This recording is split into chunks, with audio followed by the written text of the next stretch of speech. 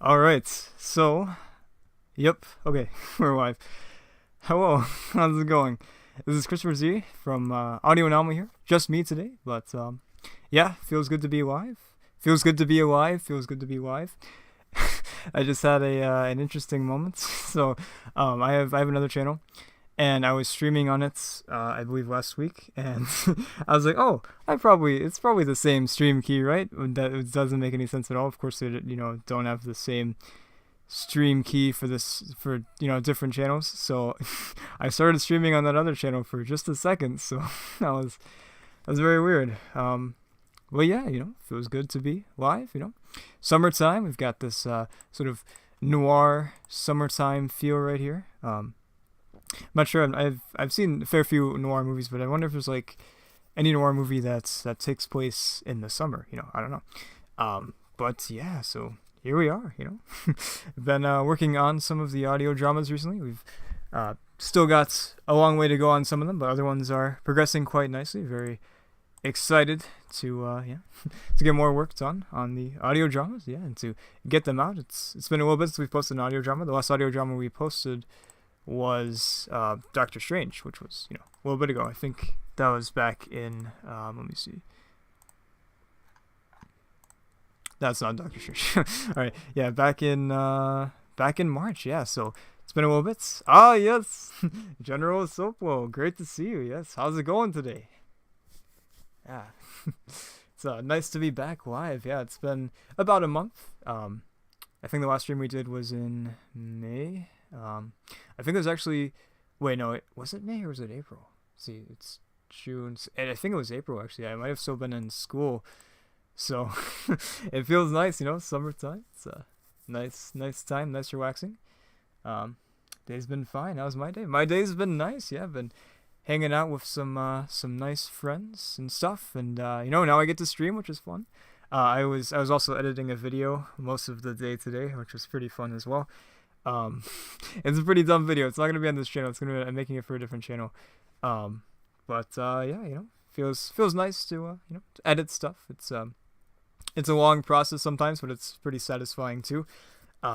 Especially when it all comes together. Like when in the end, when you're able to watch it, it's like, oh, feels great to be done. Very grateful for that. I just finished editing the video like about an hour before the stream, so that felt nice. Yeah, it's I get sort of obsessed with videos for some reason. Like not saying like my video's the best or anything, or to toot my own horn, but when you finish a video, whatever it is, for me at least, I like watching it a few times. It's just like sort of like the high of finishing it. It's like I did this. I finally got this done, and I watch it a few times, but then I get tired of it. Like as soon as I've seen it for like a few times, I'm like, all right, that's enough. I'm done with this video. This video is trash. It was great for a second ago, but now it's trash. That happens to me every time with the audio dramas. I listen to them when they're out, and then after like maybe a week or less, I'm like, all right, I'm done. What's next? I really like just like moving forward with projects. It's nice to to look at what you've done, but I think it's also great to push forward and to just have fun creating stuff. It's a great time. Yeah. So it's just me tonight for now. I'm not sure if anyone else will join. We have like this group server, and the door is always open, so we never know who might come in, or it might just be us, which is all good too. So yeah, feels great. I do have some things to announce, some things to talk about audio drama wise, but always open. Is there any questions? If anyone has any questions, it's all good. But yeah. So yeah, it's a nice fun summer stream. Yeah, no summer music, sadly, but maybe one day. I'm not sure if we necessarily need stream music. We probably need stream music for when it's just me. But since there's gonna be some dead air, possibly, since it's not like a conversation, I'm just sort of talking to myself, talking to the void, and of course to you, sir. So, but yeah, let's see. Oh, you're right. Yeah, I better lock the doors. Yes, don't want any crazy people breaking in. With the Marvel server, we have like so many characters on there. So some of these characters, I trust. Like Captain America is like, that guy is great. I mean, come on, Star Spangled Man with the Plan, that guy's okay. But like if the Incredible Hulk like bursts in or something like that, that could be dangerous. I'm not sure like how good of a like a lock how good a lock would work for the Incredible Hulk. He feels like he just bust down the door and he'd be in here right now. But yeah, so yeah, gotta be careful. Don't want any strange characters dropping in on us. But yeah, one of these times I would love to set up a group server. I think that'd be great. A public server, if you will. The server we have up for the Marvel cast is private because there's a bunch of stuff on there. All of the scripts, we don't want those scripts being leaked out and stuff like that. Like, oh hey, look at this. Hulk dies in the third Hulk movie, third Hulk audio drama. Well, there's no surprise now. So yeah, we don't want any leaks or anything. It's all for sharing ideas and stuff for the project and just having a nice fun time. This is where we also do the podcast. We record it every Saturday more or less. Some Saturdays we miss. We didn't record anything last week because it was Father's Day, so we took the week off. We've got a new podcast coming up soon though. A good friend, the Funny Hatter, the host and creator of the podcast. I'm talking very weird right now. Yes, the host of the podcast has taken over editing. I used to edit the podcast. I think episodes 1 through I want to say 19 maybe. The 4 was the last one I edited. The 4 review, I believe so. At least I think. He started taking over, and he's done such an amazing job with the edits. It's fantastic, better than I could have done, and I'm very grateful too because Mr. the Funny Hatter, he it gives me time to work on the audio drama some more instead of focusing on the podcast. 'Cause the podcast, it takes a little bit to edit sometimes, but it's all fun too. But we've got a new episode coming up soon, not tomorrow, but well, I don't think tomorrow is. I don't know. But probably next week. It's going to be I don't know how much I can say. It's it involves a certain X-Men character, so that's all I'll say. But yeah, it actually doesn't have me for the first time. So if you hate my voice, then don't worry. I'm not actually in the new podcast, so that's fun. Yeah, it's always a great time. not hearing my voice. I do appreciate it myself, not hearing my voice. So even though I hear it all the time, So anyways, all right. Yes. So a little later, I've got a preview to show for Moon Knight. We haven't really started editing Moon Knight too much just yet. We've been focusing. I was about to say on Thor. That's not right. Focusing on Iron Man. Oh yeah, you got an idea. Yeah, I'd love to hear it. Yes. Focusing on Iron Man. Put headphones in. Yeah, that's true. Yeah. It definitely helps when you have headphones and you can't quite hear your voice. So yeah, that's true. I don't know, you people in the chat, whenever you're recording something or you're just talking, do you have to hear yourself? Because for me, whenever I can't hear myself when I'm talking, it just feels really weird, or it's really muffled. Say I have these headphones that are they're not exactly noise canceling. They make it so I can pretty much kind of not hear stuff. Whenever someone's talking to me and I have my headphones on, I'm like, huh? What? I'm deaf right now. I can't exactly hear. They're not completely noise canceling. I can tell when somebody's talking to me, but it's not it's not I can hear them very clearly either. But yeah. But for me though, whenever I'm talking, for some reason I have to hear myself talk, because if I don't hear myself talk, I feel like I'm gonna mispronounce everything. I'll be I'm talking like this. Hey, Yeah. So yes. Anyways. Yeah, so, I don't know, I kind of lost my train of thought there, but, yeah, headphones, ooh, headphones are great. Sometimes I worry that, I might go, going deaf would be rough, for a person that's edits audio, because I do, edit, we haven't had a person edit any audio dramas just yet, so, losing my hearing, that would really suck. I wouldn't be able to edit audio dramas, so I wouldn't know what to do. My wife isn't just editing audio dramas though, but it's still it would be rough not being able to hear. So sometimes I worry that I listen to my I use my headphones too often. The headphones they're a little tight, so whenever I wear them for too long, you sort of you feel the pain of the headphones. You feel like you've been wearing them for a while, because I have, But yeah, that would suck. Yeah, I guess I'd have to stick to visual stuff. Then that'd be kind of weird. Yeah, I'd love to do. This is audio anomaly. This isn't visual abnormality or something. So our main focus is audio, of course. But I would love to do some some visual stuff one day too. Like I have this idea. There's a project that I can't talk about because there's a character that is kind of dead, but he's still alive. He's dead, but he or she or whoever is dead, but they could still be alive too. And one of the ideas I had was, I have an intro planned, but then after that I wanted to do like an interrogation, and I had this idea for like making a little like. Would it be weird like watching listening to an audio drama, but also there's like a visual element to it too. Like there's always like the thumbnail, of course, but it's not. I'm not gonna like stare at the thumbnail for like the entire 2 hours, 1 hour, 2 hours. If you do, that's fine. It's great. I'm honored. But yeah, I don't usually like stare at the thumbnail for that long. I guess like there's the thing like we do foreign language sometimes, so I guess like staring at the thumbnail kind of helps because you can like see, uh, you can see you can see the foreign language. Like Captain America, there's German, and then Black Widow, there's Russian, but we won't really do that super often. That's just something that I've wanted to add for realism.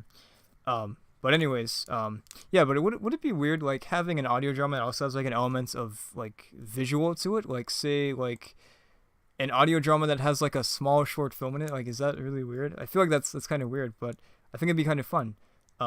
So yeah, I can't really reveal too much about this idea. Will it happen? Who knows? Who knows? I hope it will happen. The story will definitely happen. The audio drama project will happen. It's going to be happening in part three.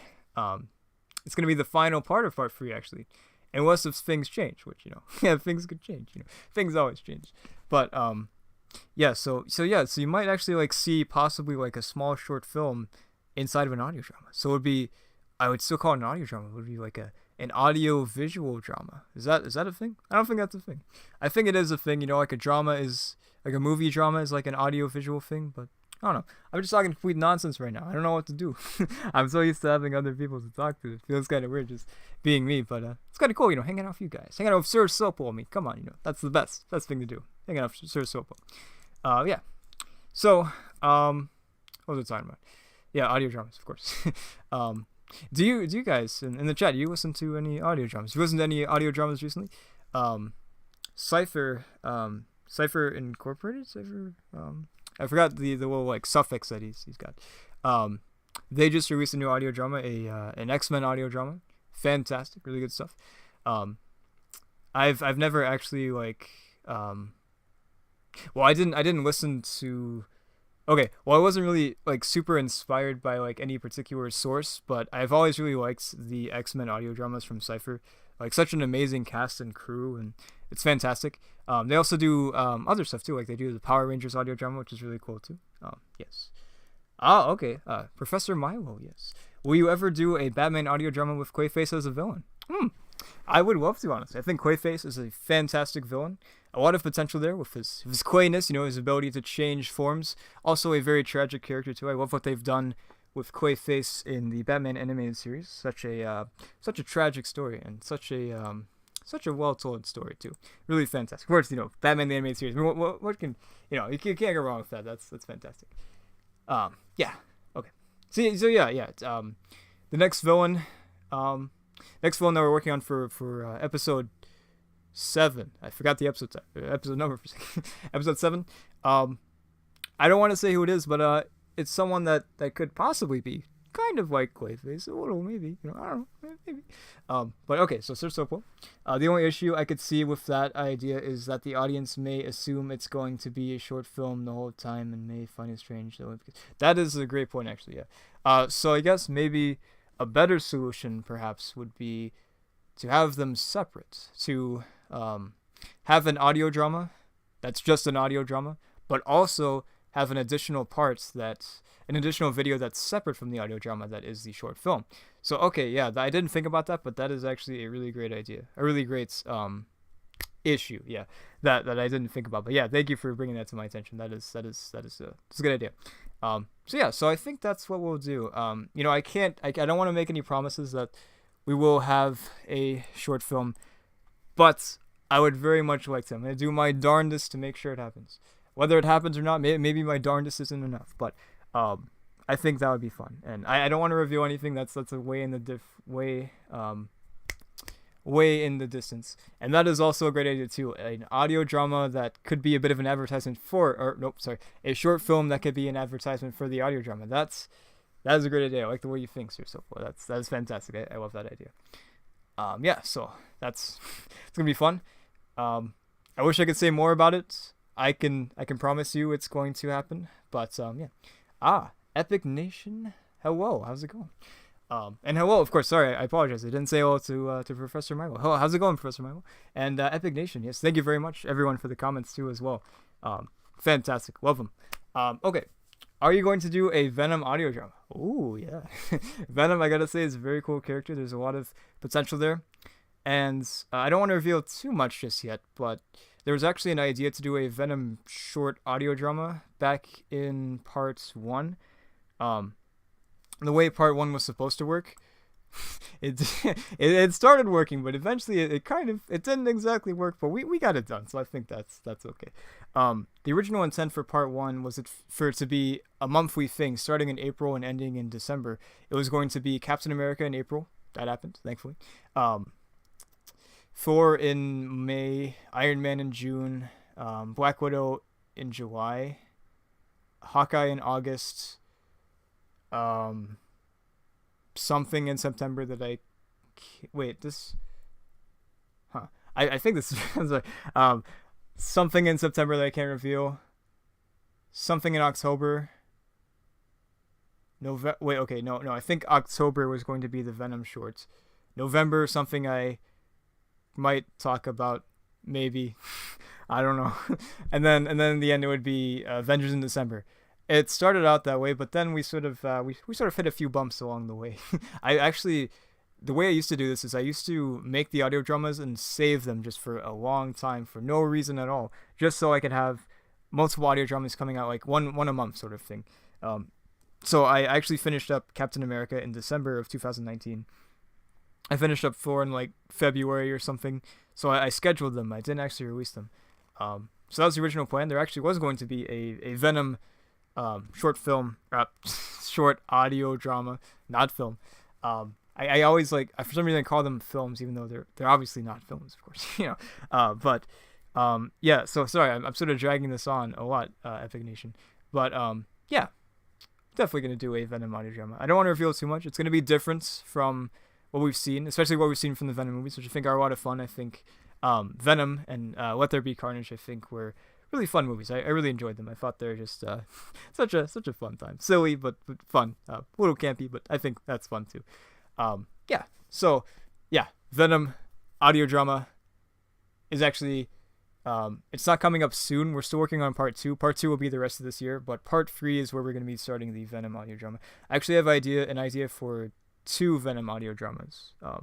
So it might be a trilogy, but for now I'm going to stick with the 2, but yeah. So yeah, that's gonna be fun.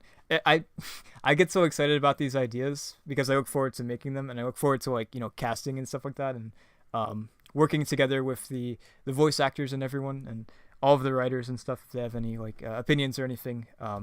So I've got to stop myself from saying too much sometimes because I would reveal the entire plan for the Medu right now if I could, but I don't think that's a great idea because then people might be expecting things and we could cancel stuff or whatever, and it's it could be interesting.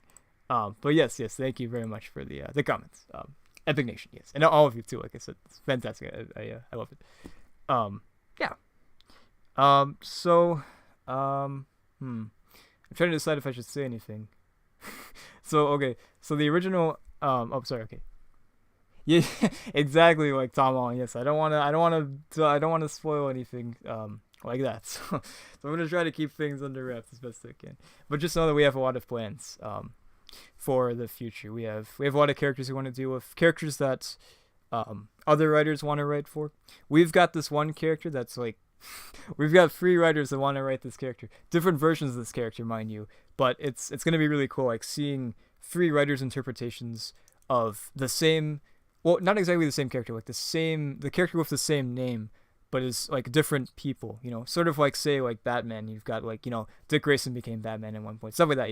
It's the same character but different people. So, that's gonna be pretty cool. I wish I could talk about that. I really don't want to talk about that because that's not in my hands. That's up to the other writers, not me. So I'm willing to talk about the stuff that I'm doing, but other stuff I don't. I that's their realm. Um, but yeah, it's really just like mind blowing. For one, I don't know if I said it in a community post, but I just really wanted to thank you all for like 1,000 subscribers. Like that's so crazy to me. Like I've been doing YouTube for a while.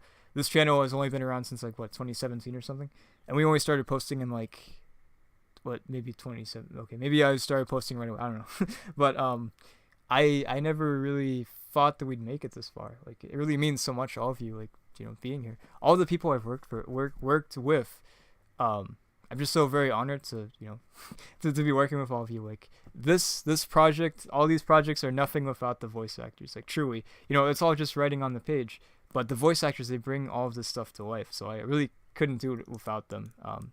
They've all they're all so fantastic, and they all provide a lot of great ideas and stuff like that. It's a very much of a collaborative process too. We've got like some great improvers. Like there's some actors that turn in lines. There's like some improv like that is genius. I never would have thought of. That's great. They really get in touch with their characters, and it's amazing. Fantastic.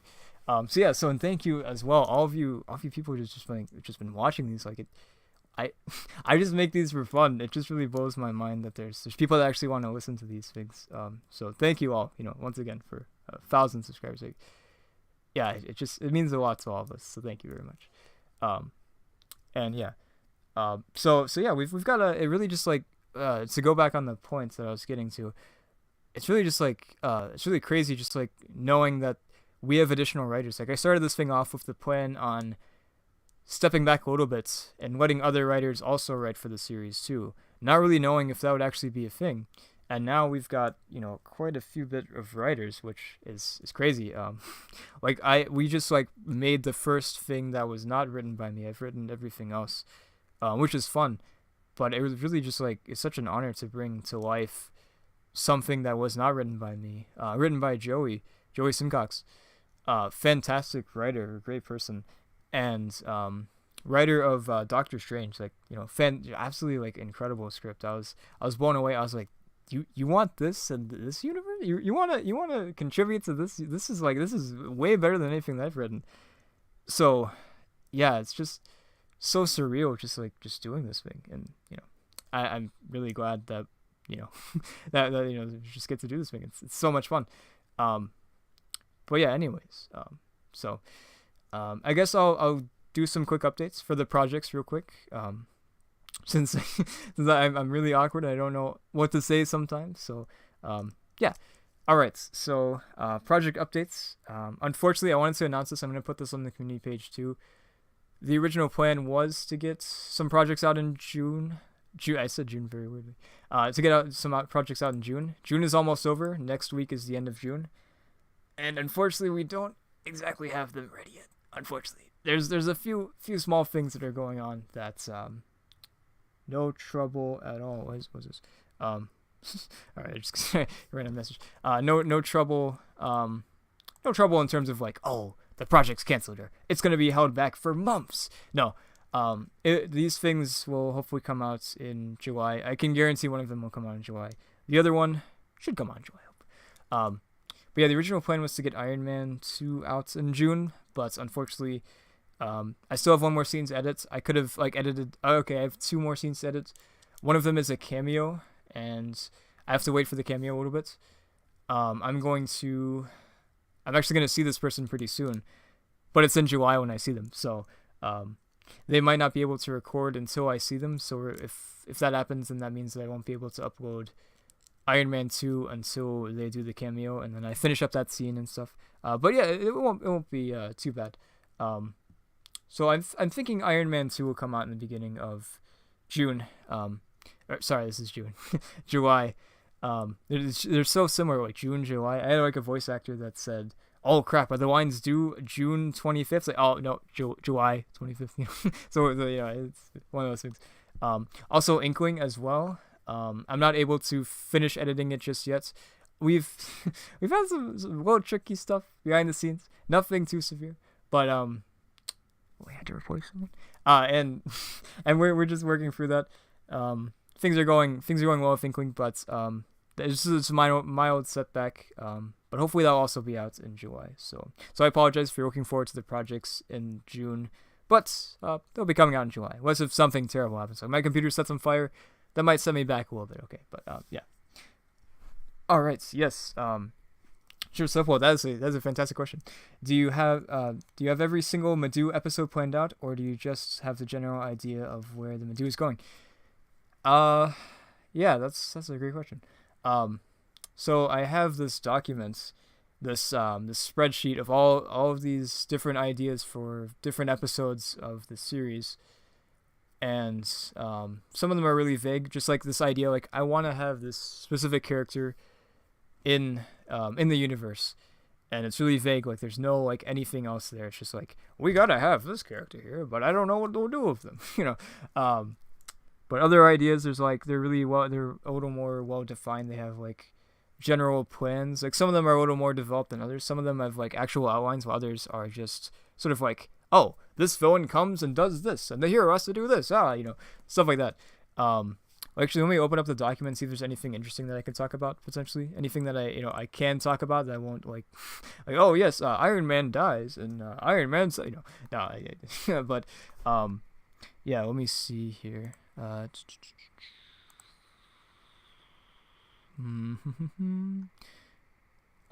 Okay. Let's see.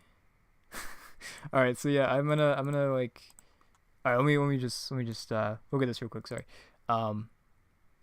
If there's anything I can really talk about. Um, hmm. Okay, so yeah, there, some of these entries are just like, oh, there's an outline for this thing. It literally just says like there's an outline in this one square for one of the projects, but other ones have like these sort of detailed outlines and stuff like that. Like for example, we're gonna be doing an Ant-Man project eventually. I feel like that's a given. Ant-Man was originally going to be in the original Avengers 1, but I decided to cut that for time. And also, the project sort of took a different direction than I originally thought, so I didn't really need Ant-Man there. So I decided, we'll do Ant-Man eventually. We had a writer that was going to write Ant-Man, but they had to leave due to personal reasons, but they might be coming back, which would be cool. Yeah, so their Ant-Man outline is pretty detailed. They were very very grateful they were willing to give it to me to write it. So I'm looking forward to that. So some of these entries are pretty planned out, but other ones are just sort of like you said, sort of general ideas. And there's like, okay, so I'm probably already saying too much as it is, but we have plans to go for quite a while. I'm gonna say that we might have ideas that lead us up to phase 10. Not the game phase 10, like the card game, but yeah, we have plans possibly to make it to phase 10. Whether we do or not, that's another question. But I would love to. We're already on phase 2. We're getting closer to phase 3 as the days go by. I've already started thinking about phase 3 lots. I call them parts, but phase part same thing. So we have a general idea of where we're going. We have certain like bigger storylines to cover, and yeah, so those are planned out. But there's little things here and there that are not planned out. So I'm sorry. I tend to like to ramble on a question. Like a question's like, what's your favorite flavor of oatmeal? I'm like, well, oatmeal was invented back in 1975, and I've tried all sorts of flavors of oatmeal. I tried oatmeal at my grandma's. I tend to answer like that, don't I? But yeah. To say to simply answer your question, to put a capstone on all this. Some of them are planned. Some of them are not so planned. But we do have a general sort of direction in terms of where we're going. For me personally, I like when stories like they connect up together for somehow, sort of like the MCU. Um, Oatmeal has a deep and rich history. It really does. It really does. But I like when stuff connects up together. Like it feels like something is building, and it's really satisfying for the audience to see that thing build up and to like see its conclusion. It's really amazing. Like say Endgame, like it's really satisfying for me seeing that. The end of the Infinity Saga. Also with Far From Home there at the end. It's also part of the Infinity Saga, I guess. But for me though, I do like that. Of course, we're building up to certain things, but I also like just these stories that don't really like affect the grander universe. They affect the universe, but they don't like affect the general like large overarching storylines that we have going on. Like say, what's an example? Uh, hmm. See, like, okay, that's a bad example. um, yeah, I'm trying to think of like an example that won't spoil anything. Let's see. Um, okay. I got it. So say we were to possibly make a Daredevil audio drama, maybe possibly, maybe there's one planned, possibly. That wouldn't have any like it would have an effect on the universe because it introduces Daredevil and whatever happens could be referenced in other audio dramas, but it wouldn't necessarily like affect like say like oh Daredevil does this and Thanos comes and he beats everyone up. It's sort of like smaller scale things. Like there's things that exist in the universe that are connected to the universe but aren't exactly like the most important thing in that universe or in the universe. Yeah. So, see, that's neither to confirm nor deny a Daredevil audio drama too. Who's to say if that's a thing or not that I might have an outline for, possibly. Yeah. Anyways, okay. So I talked about Iron Man 2. Iron Man 2, hopefully coming out. Oh, okay. All right. I don't want to say will, but it should come out in July. If something terrible happens, who knows what will happen? Tomorrow I could get hit by a car. A squirrel could jump and to beat me up.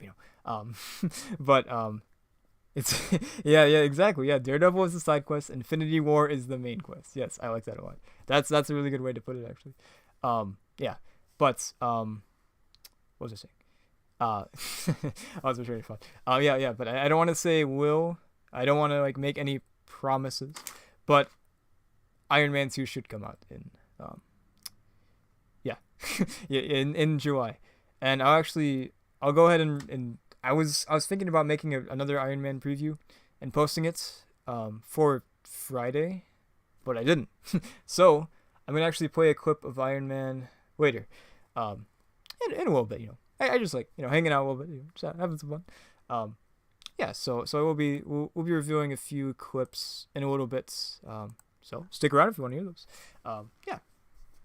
And those will only be on this podcast too. So if you're watching this podcast as a video without not watching it live, I should say, as a video, archive video, I might try to post the timestamps in the description or maybe the comments if you want to skip ahead and listen to those previews. But yeah. Anyways, so so Iron Man 2 is going pretty well. We're getting close to finishing it, like I said. I just have to wait for a cameo, and that will be that. Then I can finish up editing that. Editing the cameo, it's a shorter scene. It's an important scene, but it wouldn't take that long. It'd probably take me only about an hour. It's fun. Editing audio dramas is a lot of fun. It's sometimes it can be it can be a pain. Like I spent about 6 hours or so editing. If you've listened to Captain America 1944, there's the truck chase. It was like one of my first audio dramas, and the truck chase took me 6 hours to edit. I wanted to be done, but we got it done, and it's out there. So there you go. Yeah, but for me, editing action has its fun, but it's also probably my least favorite thing to edit, to be perfectly honest. Whereas editing dialogue, it's all about the spaces, how the timing is really important. Timing in comedy is important, but I think timing in general for anything, any sort of thing that involves dialogue is really important. Or action timing is important too. Story stuff is, timing is important. So it's really fun just working with the timing, because when people speak, they might either respond instantly or think and then respond, or depending on what they say, it could be upsetting, it could be make them angry or whatever, so they respond faster, they respond slower. So that's one of my favorite things to do, and this cameo thing is all dialogue, so that's gonna be fun. But anyways, yeah. So have you made any original characters? I hope this doesn't come off as rude, but you do great writing with the Medu, so I'm just curious if you made any. Oh well, thank you. Yes, I really appreciate that. Yeah. So original characters. Yeah. So, the writing Medu is a lot of fun, but the thing is, I can make my own interpretations of these characters. We can all make these own interpretations of the characters that are pre-existing, that have been nurtured and cared for and created by all these brilliant creators, way more brilliant than I'll ever be. Um, but at the end of the day, even though these are like our takes of the characters, they're still not our characters really. That's they're sort of borrowed. Like I'm renting out a library book. Like, oh, could I borrow Hawkeye today? Yeah, original characters. I do like trying to add original characters to the story. I don't want to like, of course, like oh, this is a Marvel character that I created. That like this is the main character and stuff like that. Like I don't think I'd actually like make, say, like a main character that isn't that just completely original. I do have some ideas for characters that don't exist but are like taking over the mantle of somebody else. So that's gonna be fun to mess around with. So it's still like the character exists, but it's like a new take of the character, I guess. So it's not exactly original. It's like an original take, an original person playing the character, but it's still like the same character, if that makes any sense. Um, but yeah, we do have a few. How many original characters do we have? Yes, we have. Ironically, we have two that are played by the same person, Ethan. Yes, the voice of Barry Bishop and the voice of McCarthy, the Shield agent. So we do have two original characters in the do. Kate Bishop in the comics, Hawkeye, if you will, the second Hawkeye, not Quinn Barton.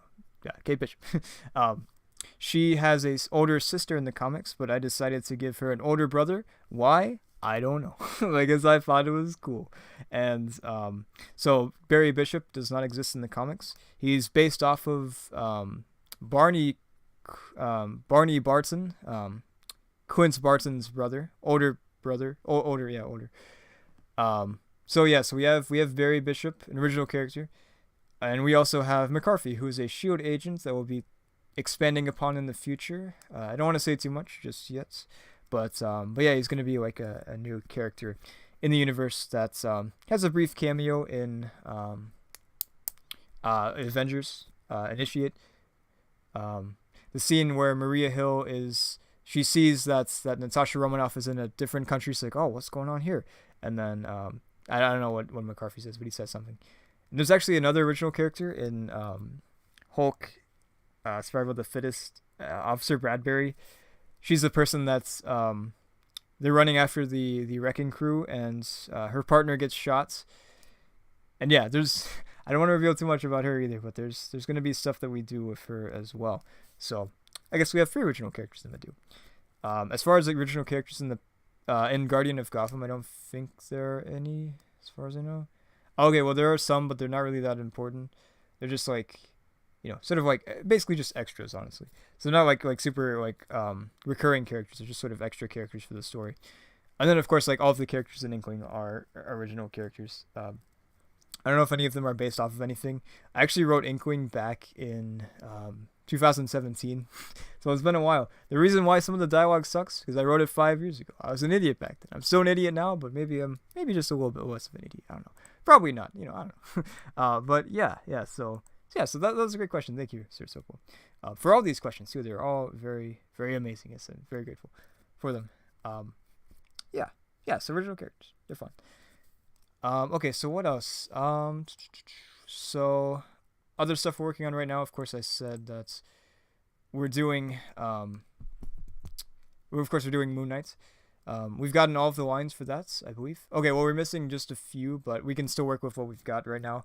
What we're missing is important. All the lines are important, of course, but they're not like super critical to like the beginning part of the story. So I've started editing Moon Knight just a little bit because my main focus is Iron Man currently. So I haven't really like had a lot of time to edit Moon Knight, but I did start putting together the first little bit, which I'll play for you in a little bit as well. As soon as I stop updating, we're gonna go through some updates just a little bit. But then I'll play the clip for Iron Man, and then a little later we'll do Moon Knight. So yeah, and keep in mind these aren't finished; they don't have music. The one that I played last time did have music because that one was finished, but these other ones are not finished. Yeah, okay. Also Blade as well. We're currently working on Blade. That was not written by me. That was written by our other Ethan, fantastic writer and voice actor too. He plays Howard Stark. He plays Arnim Zola, Baron von Strucker. a lot of characters. He's fantastic. He plays a character in Moon Knight as well, which is cool. The main villain, kind of, and yeah, he wrote that. Fantastic. We've gotten a lot of lines in so far. We don't have quite every single line yet, but the lines aren't due yet, so there's still time, of course. So yeah, I apologize. I keep on saying I'm alive as well, so that's probably annoying.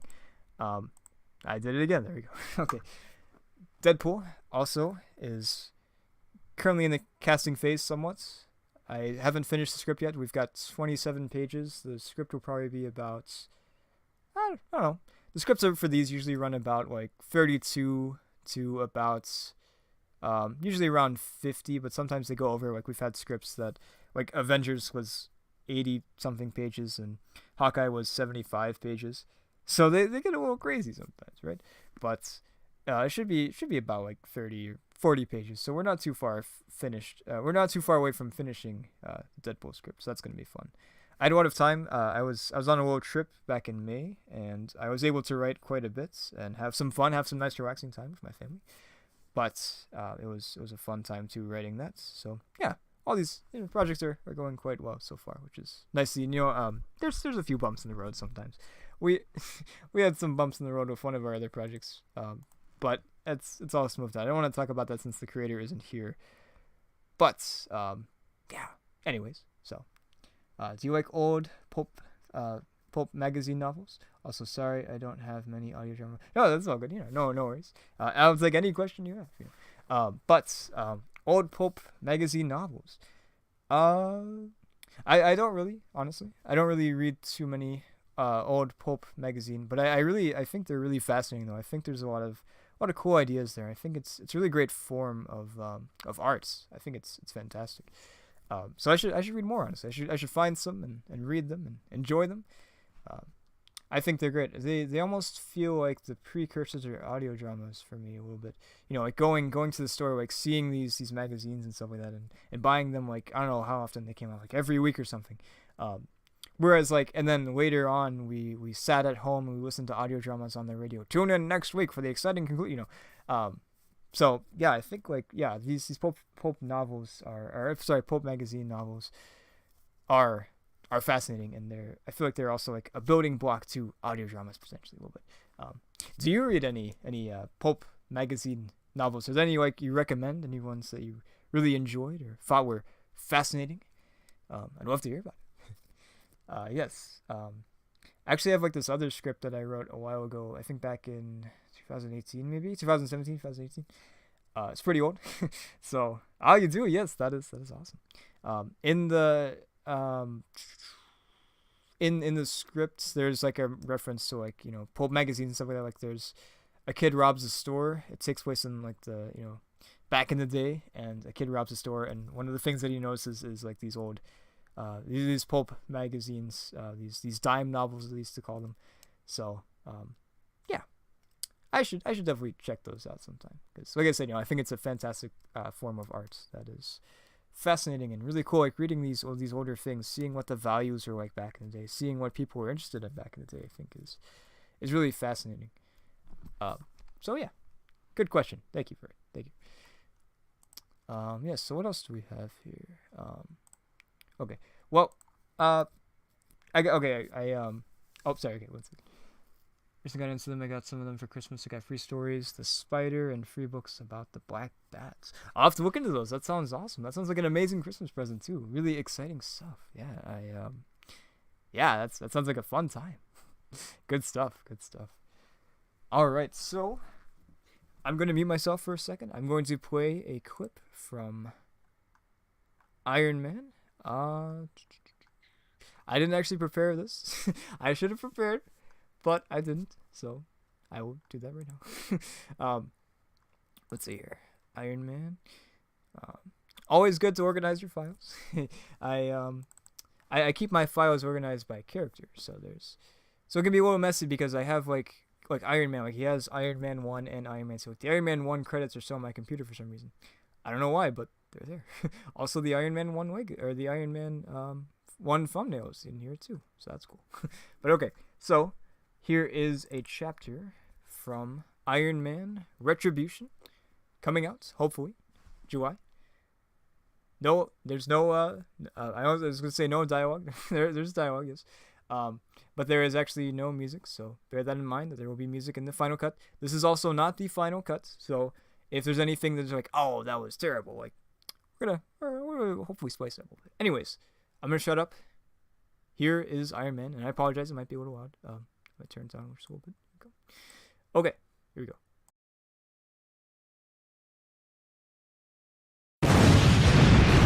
Stiltman has returned, and this time, I'm not alone.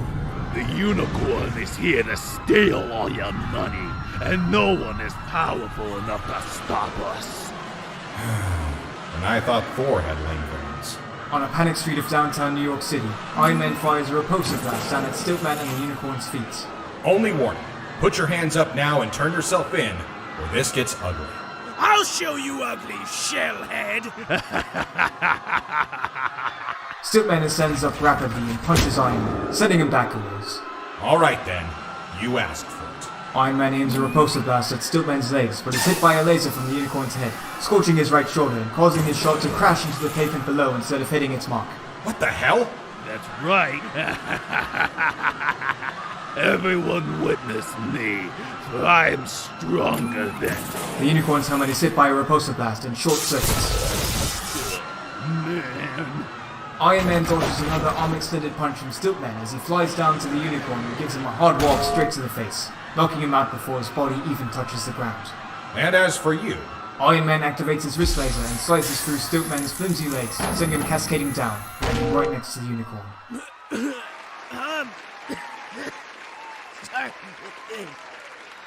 This wasn't a good idea. Thank you, please. It was nothing. These guys are the true heroes.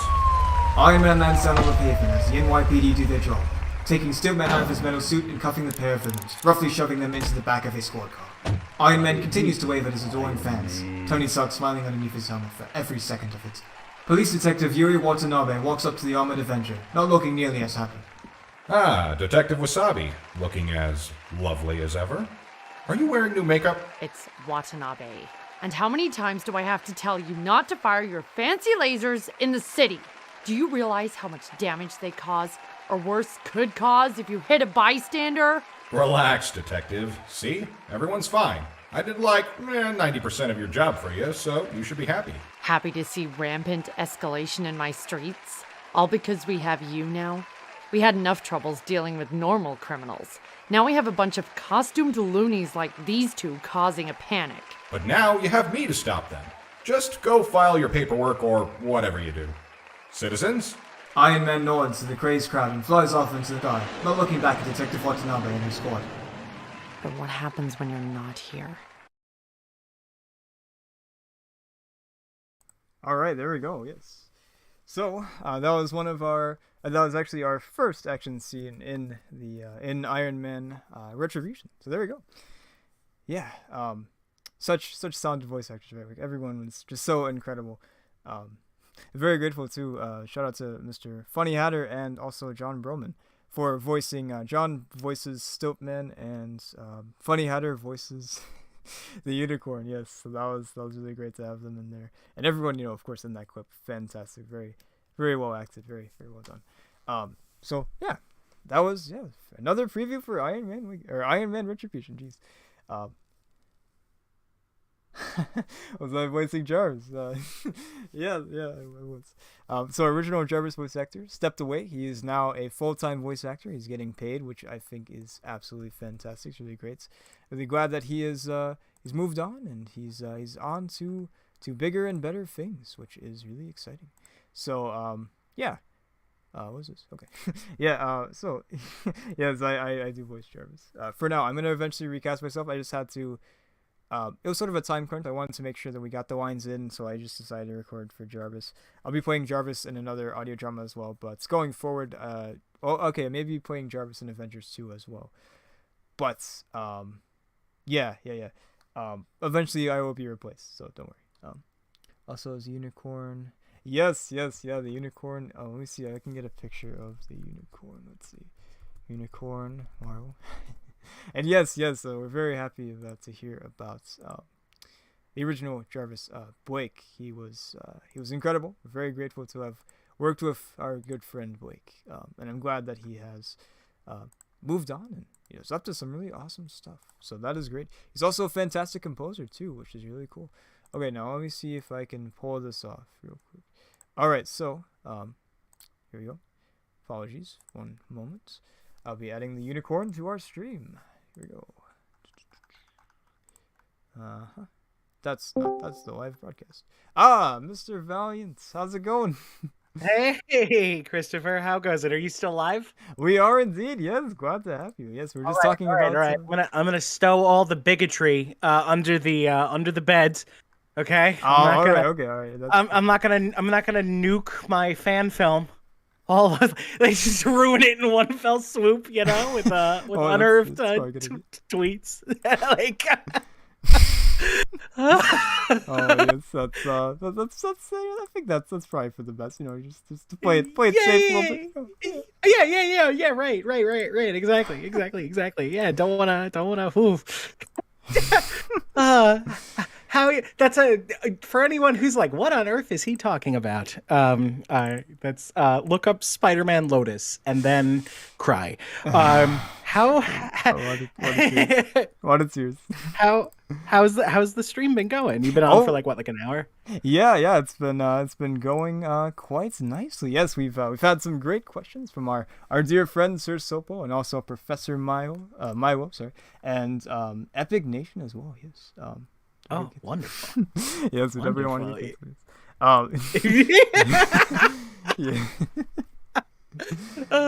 I'm not looking at the stream itself. Are you like doing anything right now? Like, well, we just got this picture up of one of the classic, one of the greatest, I might add, Marvel villains, the Unicorn. So there we go. Oh yes, wonderful. I think I had exactly one issue featuring the Unicorn back in the day. Top tier, the most powerful being in all of the universe. Yeah. Yes. Fear his pointy wrath. Yes.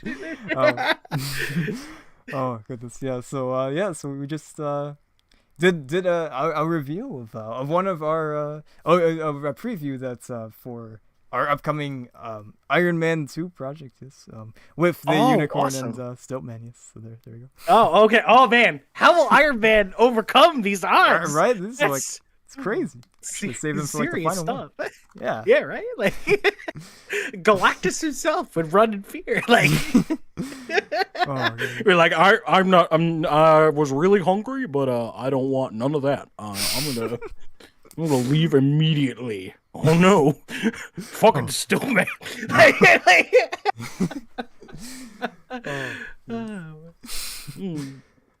Oh gosh. But I'm sorry. Did I like interrupt a speech or something? No, not at all. You came at the right time. Yes, we're very glad to have you. Wonderful. Oh yeah, you mean like I actually showed up for an event for once? Yeah, freaking yes. Wonders will never cease. My schedule is so open. Okay, viewers, you have to understand something about our man Christopher Z. Lovely human. Lovely human. Perhaps even a little too nice. But if that's the worst that somebody could say about anybody, I think they're doing okay. Except for one little thing. You see, he's got it out for me. I know this because he schedules everything. He and his cohorts, they schedule everything at a time when I, a man with normally a disgusting amount of free time, am conveniently not available. And I will not stand for this sort of underhanded scheming! What can I say? I'm a villain deep down. Oh, yeah, no. Yeah, this is absolute mad lad. Subscribe to Audio Anomaly. Do it. Do it.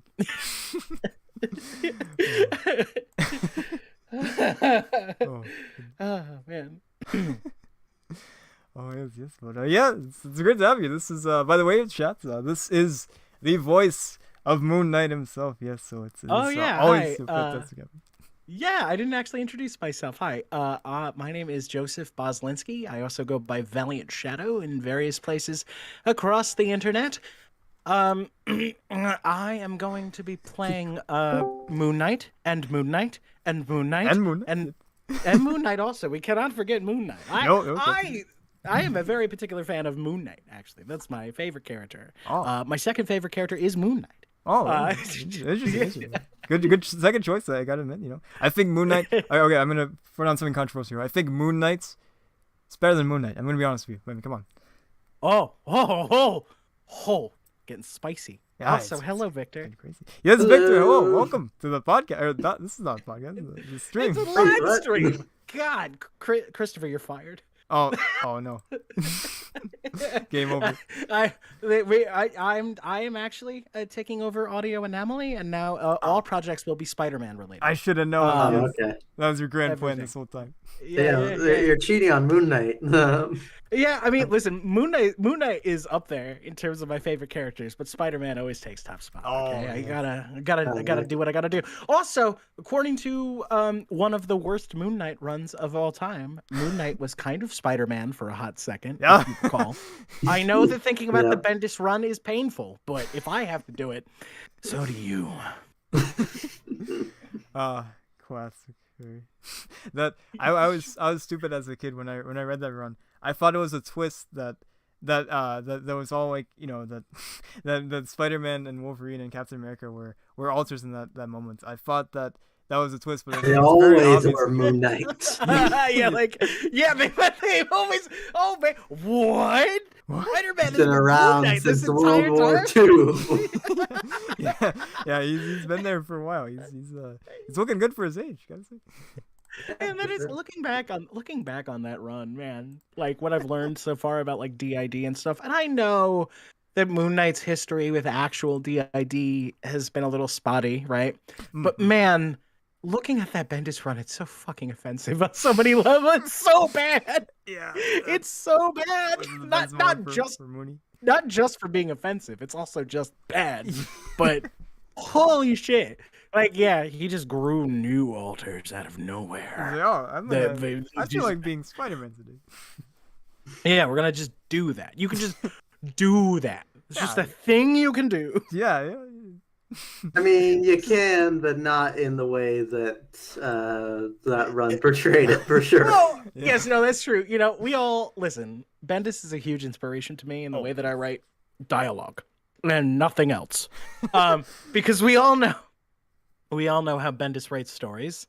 He looks at like the company Bibles about continuity, whatever. And he goes, that's great. And then he pulls his pants down and he takes a right shit on all pre-established continuity and goes, I'm Brian Michael fucking Bendis. The classic And just does his own thing over here. Like, which I mean, I can appreciate that on some level. I think that's wonderful to have that kind of confidence. However, There's a lot of goblins. Yeah, maybe a little too much. Maybe. Some might say. Some might say. Yeah. Oh. I'm sorry, I'm talking a lot. No. You guys, I'm very grateful to Sir Sopo agrees with me. He says that Moon Knight is okay, but Moon Knight's it's way better. I mean, come on. yeah, right. Spitting facts.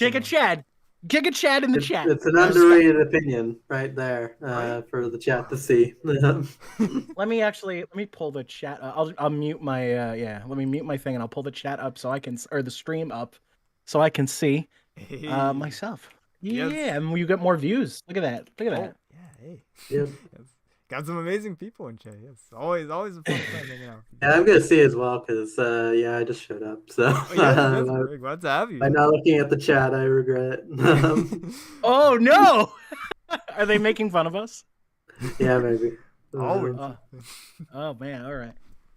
Make fun of me for the milliseconds I'm not watching. Yeah. I mean, that's fair. I make fun of me all the time. I make fun of myself. Christopher, I don't believe you've ever made fun of anyone in your entire life. But I think you tried once, and then you cried about it. Like you're like, why are you so sad? What's wrong? And you're like, I was gonna call you a horrible name, and I hurt myself. Like, Yeah. Oh, okay. All right. Sir Soplo says it is only them making fun Oh, of us. So that, I mean, hey, That's good. That's just one body to bury out in the desert is so much more manageable than multitudes of them. So that's true. yeah, What's right. the Fair list? ground. Yeah. I'm just being pragmatic, okay? Like I'm just breaking it down. In a way. Spitting some facts, some great I'm information. channeling my inner Jake Lockley, Oh. Except our version of Jake Lockley has a bit of the Irish accent, don't you know? It's so much easier to put a one. It's so much easier to dispose of one dead body than it is to dispose of many of them. God, it's terrible. That sounds like something you would say. Honestly. The IRS hasn't found me. You can't either. Oh, it's on. It is on like Donkey Kong. All right, Sir Soplo. I hope you enjoyed your last moment as a free man, because now I will find you. That is a joke. Don't nuke the channel. Jesus Christ. Don't nuke it. Just a joke. It's a joke, bro. You know what? I wanted this guy to play Moon Knight. I didn't want to get an actual crazy person. Like I didn't realize I was. Yeah, like we gotta find somebody else. This is getting method as fuck, and I don't like it. If you bring me back for a sequel, I'm just gonna play me. Like I'm gonna be the new alter that comes to the fray because Bendis can do it, so can I. Oh god, I love it. We go write this down, Fix it quick. Oh no! Oh my god! We break the fourth wall. We break the fourth wall, and it's just like we start talking about audio dramas in the Moon Knight sequel. Like, all right, we're doing this one right now, but we're thinking about a third Moon Knight right as we're doing this audio drama right now. Oh yeah. Oh my god! Like, whenever the sequel gets done, we have to do a stream where we just talk about we have to talk about like some of the conversations you and I have had about like story concepts for future things. Like we have to, I don't know if you drink, but like I'll have to get really drunk and start being like, what I thought would be cool is that, like, Moon Knight actually fighting the moon. Yeah, I mean, listen. I'm surprised that hasn't. Literal. Oh, yeah, right. The Tides, man. The Tides. Why has there not been a Moon Knight villain yet called the Tide? Ooh. I mean, sincerely, like why? Yeah, and his whole thing is like, I don't know. I shift things like the tides to create the opportune situations for myself. Yes, with the new superhuman runs, I would definitely dig that. Yeah, man. Like it's all about somebody that's like subtly manipulating things, and he calls himself the Tide. Like, yeah. And he he can't like mind control people, but he can like subtly influence their behavior. Oh my and they're like, because he's actually like fucking with like the biochemical processes within their bodies. And they're like, so they're completely like in control of themselves, but like he's subtly affecting like their decision-making processes, and they're in just like very subtle ways. And then they've like murdered like a whole room full of people, and they're like, why did I do that? And be like, I'm the Tide. Like, never expect the Tide. Yep. It's more powerful on full moon. Man, I'm telling you, Ghost Rider is gonna be fucking insane. You're gonna be like, why did I bring this person here? The craziest audio drama yet. Oh god, oh man, yeah. Like I just want so much motorcycle revving. Okay, that's your job. I want so much.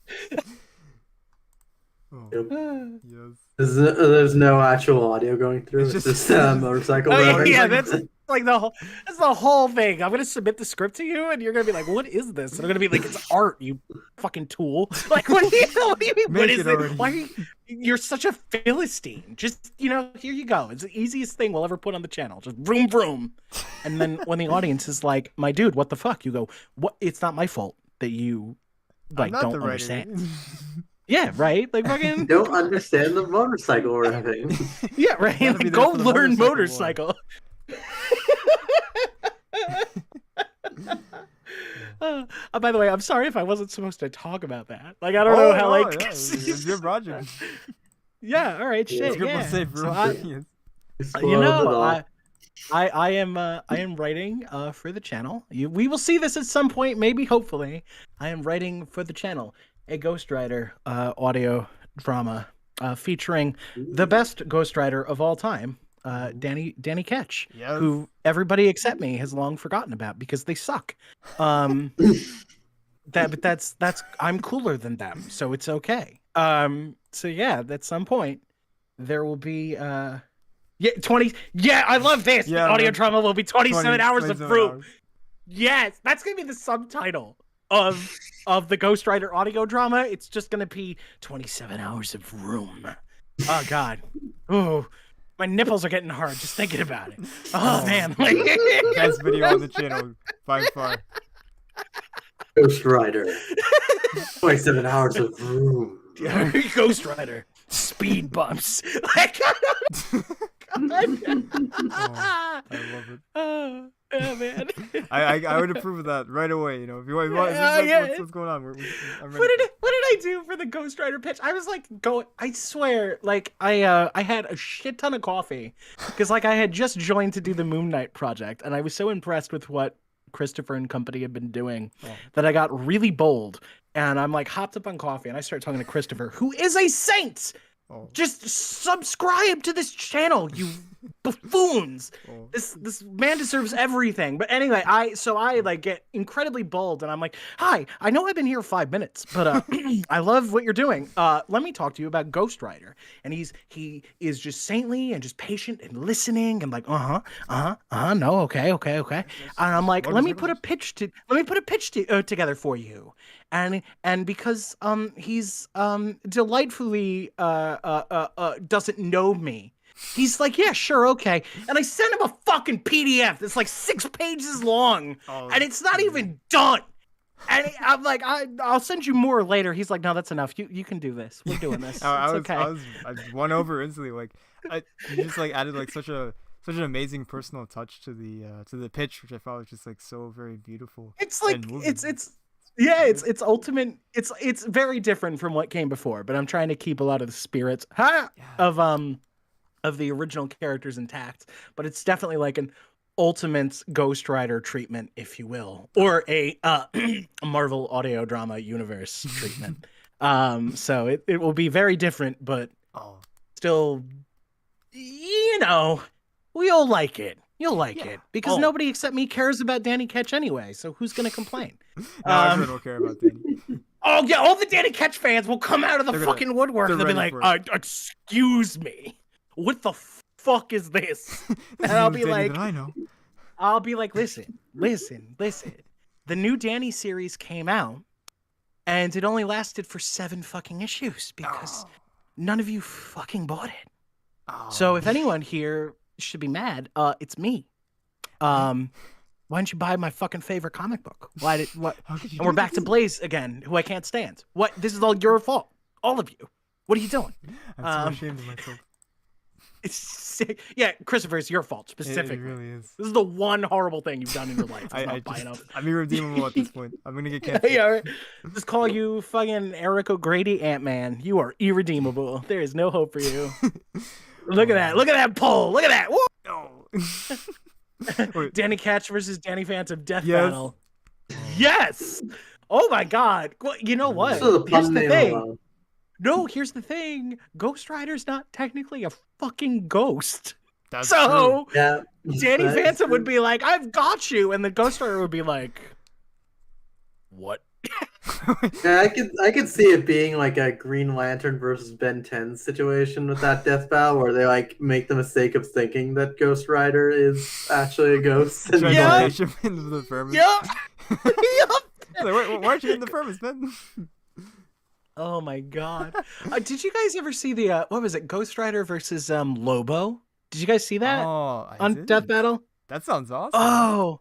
Oh, I don't want to fucking spoil it. It's really good. You should look it up. It's fun. I gotta add that to my watch later. That sounds amazing. Yeah, it's really cool. I mean, I fucking hate Lobo, so all I'll say is I was really happy with that. Oh, man. Okay. Sorry. So the Danny Ketch, was that... Okay, so there's like... I don't quite remember this one, but I remember there's like a comic that I really enjoyed. I don't remember what it was. It feels like it was a while ago. It's probably like I want to say like 2018, but it could have been earlier than that. But there's like one where there's like two Ghost Riders. There's like I think it was Johnny and Danny. And Danny, that's the one I was talking about. That's the one that. Yeah. I don't quite remember all of it, but I remember like really liking it. So God, that. Yeah, like, it was. God. Man, Yeah, they just canceled. Yeah, and Danny was only like an actual Ghost Rider for the first couple of issues. Yeah. And then Blaze took his powers away. And I think, what they were setting up, like, Johnny Blaze is going off the rails, so you, Dan Ketch, even though he just took your powers away, you need to go and get new powers to go kick his ass and get him to stop being an asshole. And they did this whole thing where Danny became the spirit of corruption. Oh, that's right. He was like a Dark Souls villain with a giant ass. It was so dumb. I hated it so much. And I'm like, I can't wait for the. I mean, I was panicking the whole time because I'm like, oh god, this is gonna be fucking permanent, isn't it? Like, but I'm like, well, I don't know. We'll see. Let's get through this arc. Let's see what happens. Yeah, like let's get through it, and then it just ends. Oh. And I cried. Yeah, it was bad. I cried for like 7 days straight, man. That should have been continued. That was such a. So one day for every issue that was published. Yes. Exactly. Yeah.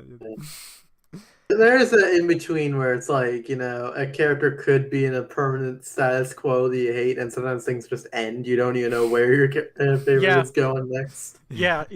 I think it got I think the Johnny Blaze in Hell thing at least got resolved in a side story that I didn't fucking read because fuck you, Marvel. Like I don't. I still gotta continue. Everyone else does. Yeah, fucking yeah. We gotta continue Johnny Blaze's amazing character. Oh yes, tell me all about Blaze's character, Marvel. Talk to me about his. What do you got going on? Yeah, what's his established personality? In Blaze's kitchen, right?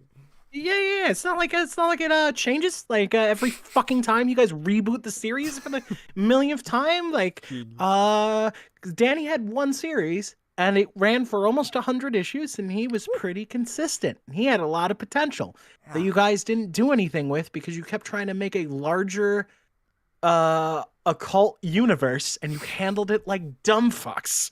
So it's like, oh, this really interesting Ghost Rider plot is happening over here. Oh no, we got another event going on. It was a harbinger of things to come. Oh god, I'm sorry. I'm so passionate about Marvel Comics. Like I can't come on these things. I can't. Oh yeah. Oh, can you relate? Person who created a channel that is largely about making audio dramas about the Marvel universe. Can you relate to my? No. Oh god. Oh shit. Victor's like, this is great. I don't even have to do anything. Just chilling over here. I am vibing. This is the summer vibe stream, so it's fun time to vibe. Yeah, it's true. Do you normally do you ever play video games during these things or anything like that? Do you do any kind of? I do not typically during a stream, but mostly because I can't hold my focus on anyone. Oh no, I meant Christopher. Like if he ever does I don't know, pulls up Arkham Knight or something while this is going on. Yeah, that'd be a total cheat day move. Right. Wait a second, that's all right.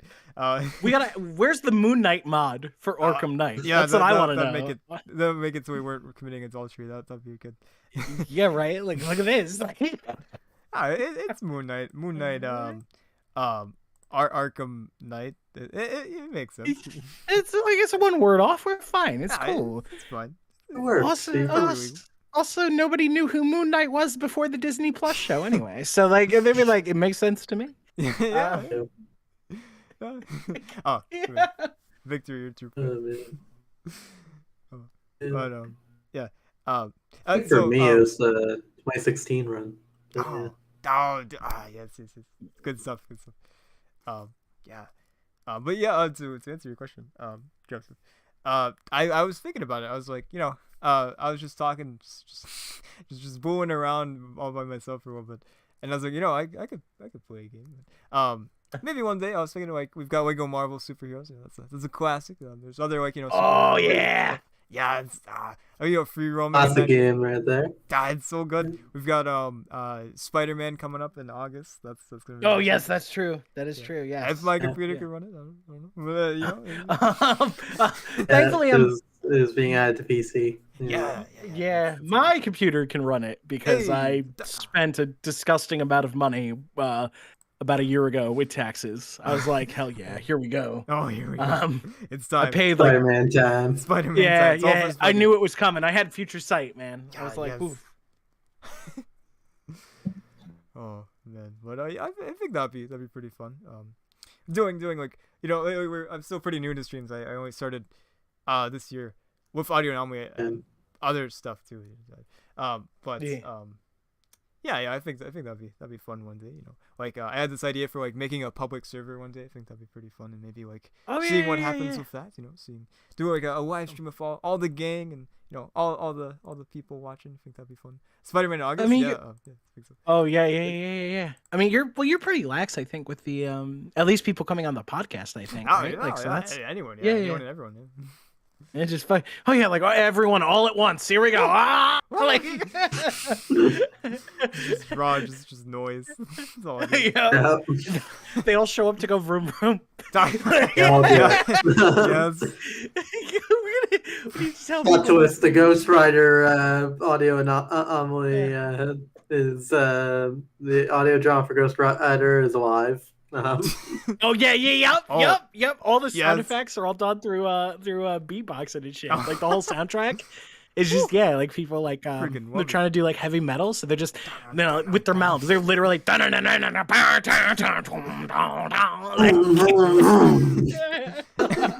God, that would be so good. I'd watch that. man, when that comes out though, we gotta talk about music choice because I demand so much power metal. Like, Yes. Let's do it. we need 90s power metal, man. Oh, Like, yeah. or at least if not power metal, it needs to be like very 90s inspired rock. It Oh my has God. to be. Yes, has to please. be. Oh, I Yeah, love it. like, already. we gotta do everything we can to make that Yes. happen. Oh man. Oh, did you guys see this? When's the Blues Clues Oh, audio drama coming that out? is a great question. We might be revealing that in a future update. Just gotta keep your eyes. Out. Yeah. It's definitely something that I'm very gonna- passionate. it's- Think about it. It's gonna be a gritty, grounded reboot. You see. It's called the Blues Clues. Actually, it's gonna be crazy. Oh yeah, yes. It's going to You gotta involve. add the with it because otherwise it'll suck with Exactly. an initial premise, and your director will demand reshoots and a recutted version of it. Yeah. Oh Exactly. yes, of course. Very important. But Blue, of course, will be a hallucination who exists in Steve's minds. Oh wait, spoilers! Shit! God. Ruin the big twist. Quick. We'll have to reboot the project again with the Blues Clues, the real one. Yes. Oh, it's all laid out. We've got so many plans. It's gonna be so great with Victor at the helm as the director. It's gonna be great. Oh yes. I'm yes. the one working on that one. Yes, I've read the script. I can't say too much, but it's brilliant. It's like some of the best writing we've ever seen. It's really popping. It's really popping. It Like you is, guys yeah. aren't even prepared for how wild it's gonna be. I was a little taken aback when I saw how many sex scenes were in it. But Victor assured us that it needed to be there. It's Like, all Yeah, it's all for the it plot. totally did. It's very important to the plot. Trust me. You're gonna Yeah. love it. Yeah. Like What- Joe makes a cameo Oh, purely to be finally. abducted by a motorcycle gang. Oh, I don't quite know what the ultimate plans are for the ending, but man, it's gonna be wild. it's gonna be crazy. That um, third act's insane. Yeah. Whew. I'm Now we sweating started- just thinking about it. Yeah, man, it's getting hot in here. I'm thinking about to turn into Ghost Rider. And scream I about also vengeance. wanted to cross over with Ghost Rider 27 hours of room, so Oh yeah, my God! brilliant. The ultimate crossover. Genius. we're making magic happen. Like I'm watching this like subscriber number go up in real time because people heard about all the hotness that's Yes. happening over here. Oh, this is why Victor is the new head of Audio Anomaly. Oh yeah, right, yeah. I mean, Christopher's just a figurehead at this point. I really am. Um, I'm like Vichy France over here, man. Yeah, and I'm still the new guy. I just came in like a wrecking ball a few months ago and went, Christopher, what if we did? And then it was like I did a giant line of cocaine. So it was like, Christopher, what if we did A Everything. whole lot of crazy shit. Yeah, it's why I keep the old blood around, just to like assure you guys that everything will, turn out great as I move forward ahead with my own plans. So, Exactly. Just exactly. I'm here you for know, show. if anything, every time something crazy and wild comes out after Moon Knight, just assume everything after Moon Knight is my fault. Even Yeah. if I had nothing to do with the project, do not blame Christopher. Oh. Blame me. Everything is my fault. Oh, no. I brought the crazy up in here. The crazy has arrived. It's about to get fun. It doesn't mean it's about to get good, but it's about to get real fucking fun for one of us, namely me. I'm gonna question so many things, but you just gotta go along with it. Yeah, right. Like, yeah, and start talking about those Blue's Clues like drug binges. You know, like Just normal stuff. hey, like you gotta do what you gotta do. Yeah, exactly. You know, it's all part of the Yabba dabba doo. Like, transitions to some of the controversial stuff that you questioned at me. So, your answers are all put in there once the drugs are added. Yeah. Yeah, right. Like, oh man. Oh, question that. If we ever start doing more DC stuff, Question is another character I want to fucking bring in there. Do it. Man, oh, I'd love. Did you ever read Denny O'Neil's Question from I think it was the 80s? Oh, I haven't. Sounds great though. It was like I think his first modern series after Really? after cuz you remember he was created back in I think the 60s or the 70s by Steve Ditko. Mhm. Except Steve Ditko wrote him to be an objectivist, which is awful. And then Denny O'Neil took. What's up? I believe led to the inspiration of the character that was inspired by him, Rorschach, which took that to the extremes. Yeah. But listen. Let me show you how awful this is. Look at this. So then Denny O'Neil I think was asked to do a Question series for some reason, or he wanted to do it, and he was like, okay, I'll do it, but I'm not writing about a fucking objectivist crime fighter. Have you read Ayn Rand? Fucking no. And so he has, in the first issue, he has the Question shot in the face and drowned. And then he rises up. Well, he's saved by Lady Shiva, and he goes through a literal baptism and rebirth, and goes from being an objectivist asshole to being a Zen urban shaman. Wow. And it's dope as hell. Yeah, he goes Man. full Zen and full Zen. The whole book is about Zen and punching corrupt politicians. It's fucking orgasmic. Yeah, oh no, it's great. Oh, it's so good. Read Denny O'Neil's The Question, the omnibus. I got it. First Yeah, omnibus just came out. Definitely gotta do it now because before I was mainly reading Renee Montoya Question, but Renee Montoya Question was so good. I'm so pissed they didn't really do anything with that. That was one of the because I didn't. Okay, I never watched or read 52 when it came out. But talking about audio dramas, did you guys ever hear this stuff from Graphic Audio back in the day? You guys ever listen to any of their things? Let me see real quick. Yeah. Graphic Audios. They do what we do, just better because they have money. They fucking they well, we'll show them. So they would buy up the rights to a whole bunch of properties, especially comic book stuff. You can't get their DC stuff anymore without pirating it because they lost the rights, I think. So you can't buy it anymore. So go pirate it because you literally can't get it anywhere else. Yes, Graphic Audio, a movie in your mind. Yes, exactly. So Yes, they did an adaptation of 52. And I can't speak to the actual comic, but their adaptation of the story with the Graphic Audio of Vic and Renee meeting one another and the influence, how Vic's friendship with Renee really helped her get her life together, and then Vic dies a tragic death, and Renee completely fucking in reverence of her friend becomes the Question, and she's fucking amazing. And DC did nothing. Oh I'm my god, so so much mad. potential. Like, come on. Yeah, yeah. Oh, I was so well, and she's like, she's a prominent lesbian character as well.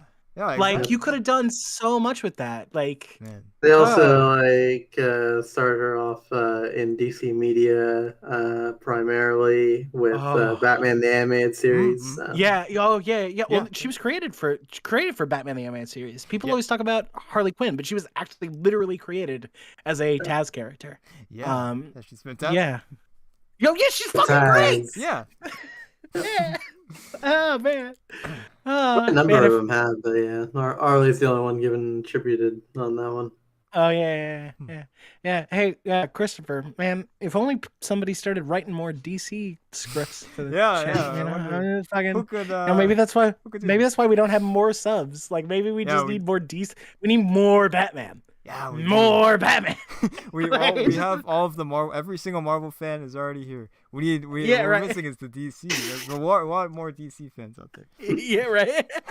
I imagine that actually might be true, right? Because doesn't like most of the, because DC and Marvel both started creating a lot of characters. No, like DC had at least like a 20-year start, I think, on Marvel with a lot of characters that exist today, right? Yeah, like, absolutely. yeah, Batman and Superman were in the 40s, and most of the Marvel characters we know today were 60s. 60s, yeah. I think. Yeah. So yeah, they had a head start. Yeah. hold on. I was actually trying to find a graphic audio Iron Man audio drama on you. Oh, by the way, Christopher, I'm sorry. This is like your YouTube channel, and I'm like just like reading the chat. No. I've been He's talking like- a lot, so yeah, it's great to have both of you. You know? Always I was For sure. I was actually trying to find a graphic audio from Iron Man audio drama on YouTube, and that's how I found Audio Anomalies Hey. Iron Man vid. Look Wow, at that. well, we're very honored. Yes, we're really glad you're here. Yeah. Yeah, that's so I'm cool. very validated, frankly, because I love Iron Man. So Oh, yeah. I'll tell you, that's one of the things. Well, I always say that I don't really like the MCU that much, but I love Iron Man. Like, I love my the God. first few movies. Oh, I think they're genuinely great movies, especially Iron Man. I'm just always sad because my favorite MCU movie is the very first one. I Like- feel that honestly. Like, I love the MCU, but yeah, Iron Man was like my favorite for the longest, and it's still very much up there. It's brilliant. It's so really well done. Indeed. Yeah, it's such a great origin story. And Yeah. it tells such a great. My only complaint is very mild. I wish we could have gotten just a little bit more Iron Man action in it. Like what's there is great. I don't know that I would necessarily change a thing. I just wish we could have gotten maybe one more like Iron Man being a badass set piece in there. You know? Yeah, that's fair. Just That- one. That'd be good. Just one. Shoot more terrorists, Tony. Yeah, I Like, agree. yeah, like- Save the world just a little more. Yeah, right. Like, come on. Like, you know that whole thing of like, I'm gonna Just get one all more. I'm gonna get all my weapons out of all the war zones. Like, oh, you did that all in one movie. Yeah, you know, It looks like you just did quick one. trip. Yeah, you did one, and then you like that. We never talk about it again. Like, all right, I'm done. I think I've done my job. You can get some more Iron Man action in July from Audio Anomaly, Sister Soplo. Oh, Yes. Yes, indeed. Yes. With quite a few new phases. That's quite awesome. Always. Yeah. I actually do confess, though, I had actually only heard of this channel, and as a result, that same episode of the Iron Man audio drama, Iron Oh, Man Retribution, through auditioning. Same. Man, oh. Like, well, for me, it was Moon Knight, man. Like, oh god, I still remember when I got that part, man. I was losing my goddamn mind. I was like, what are you man. talking about? Like, it's too late to go back now, man. But there was like one person on there who I felt like their fucking audition was just hands down better than mine. Like, I Oh. deliberately remember listening to auditions and going like, oh well, I'm fucked. All right, that's cool. But now I'm fucking stuck with these people. Like, I don't Oh, like. goodness. Man, I feel bad for them. Man, oh no.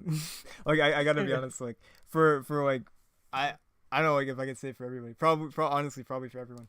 All of the auditions like we've gotten and like the people that have been cast. Like as soon as I hear them, like, like, no, that's the one. That's the one. You know. You I gotta do it. when I heard your voice, when I heard your audition, I instantly like I wasn't 100% sure what I was looking for Moon Knights. And when I heard your audition, I was like, I mean, there it is. It's right there. It was my very self-involved Jim Caviezel impression. Yes, no, no. I'm so glad to be here, and I will tell you, Glad to have both. I'm sure Victor is just like just confident as fuck. I am a wreck. I'd say it's more in between. You don't have to worry. Oh, okay. All right, cool. Okay. Still a little cooler and composed than I, but that's fine. I hold on a second.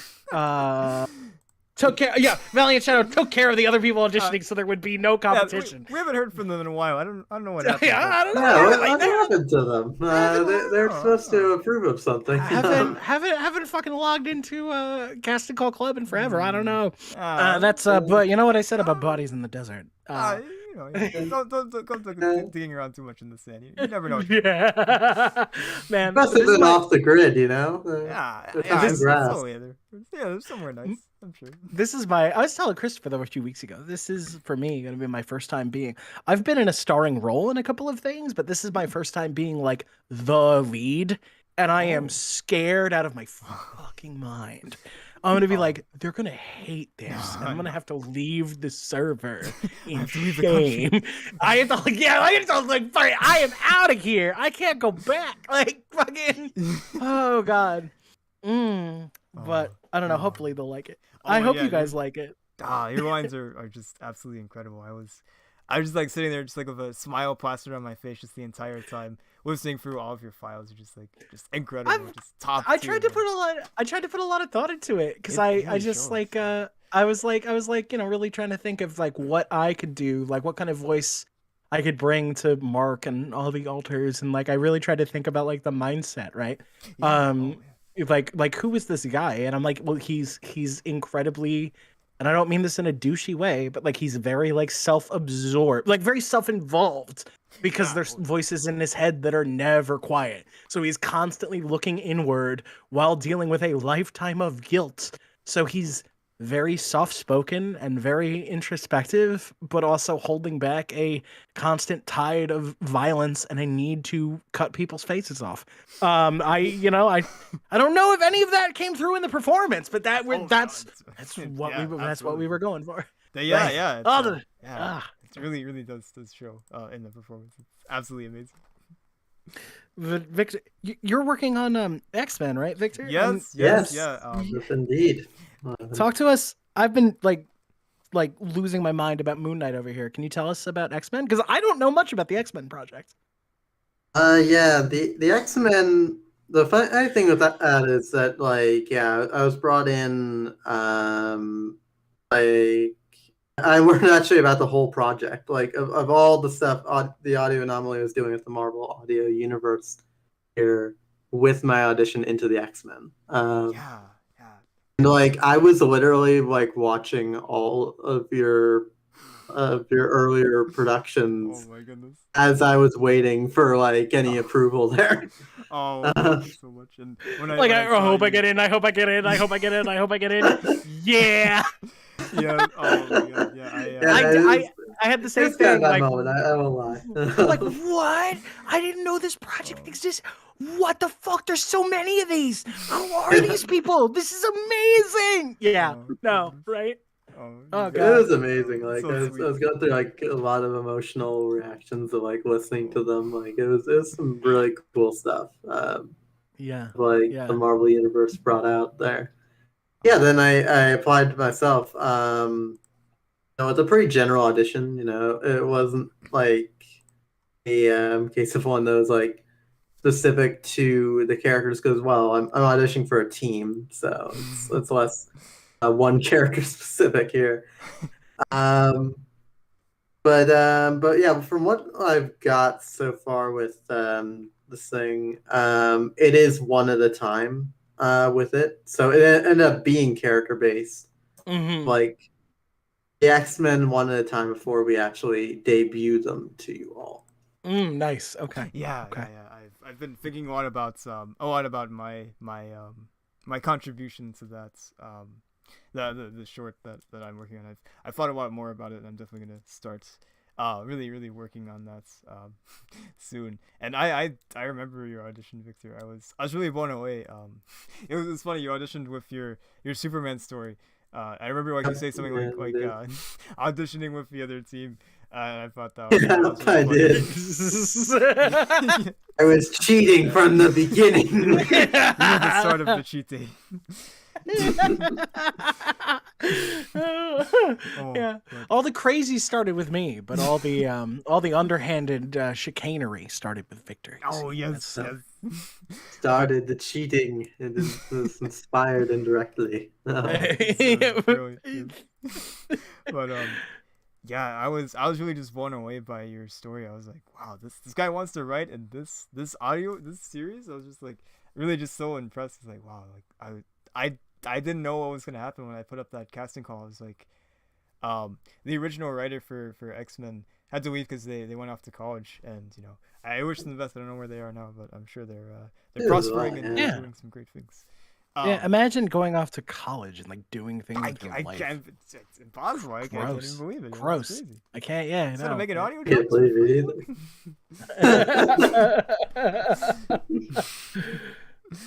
either. but yeah, so they left, and I was like, I was doing all the Avengers stuff. I was like, I really want to do the X-Men, but I was like, that's a lot, right? So I want to get somebody else. That's to a do lot it. of stuff, yeah. That's a lot of stuff. Man. So I put up the casting call, and I think Victor, you were the first person to audition. It's like, this guy is freaking amazing. I gotta get this guy on.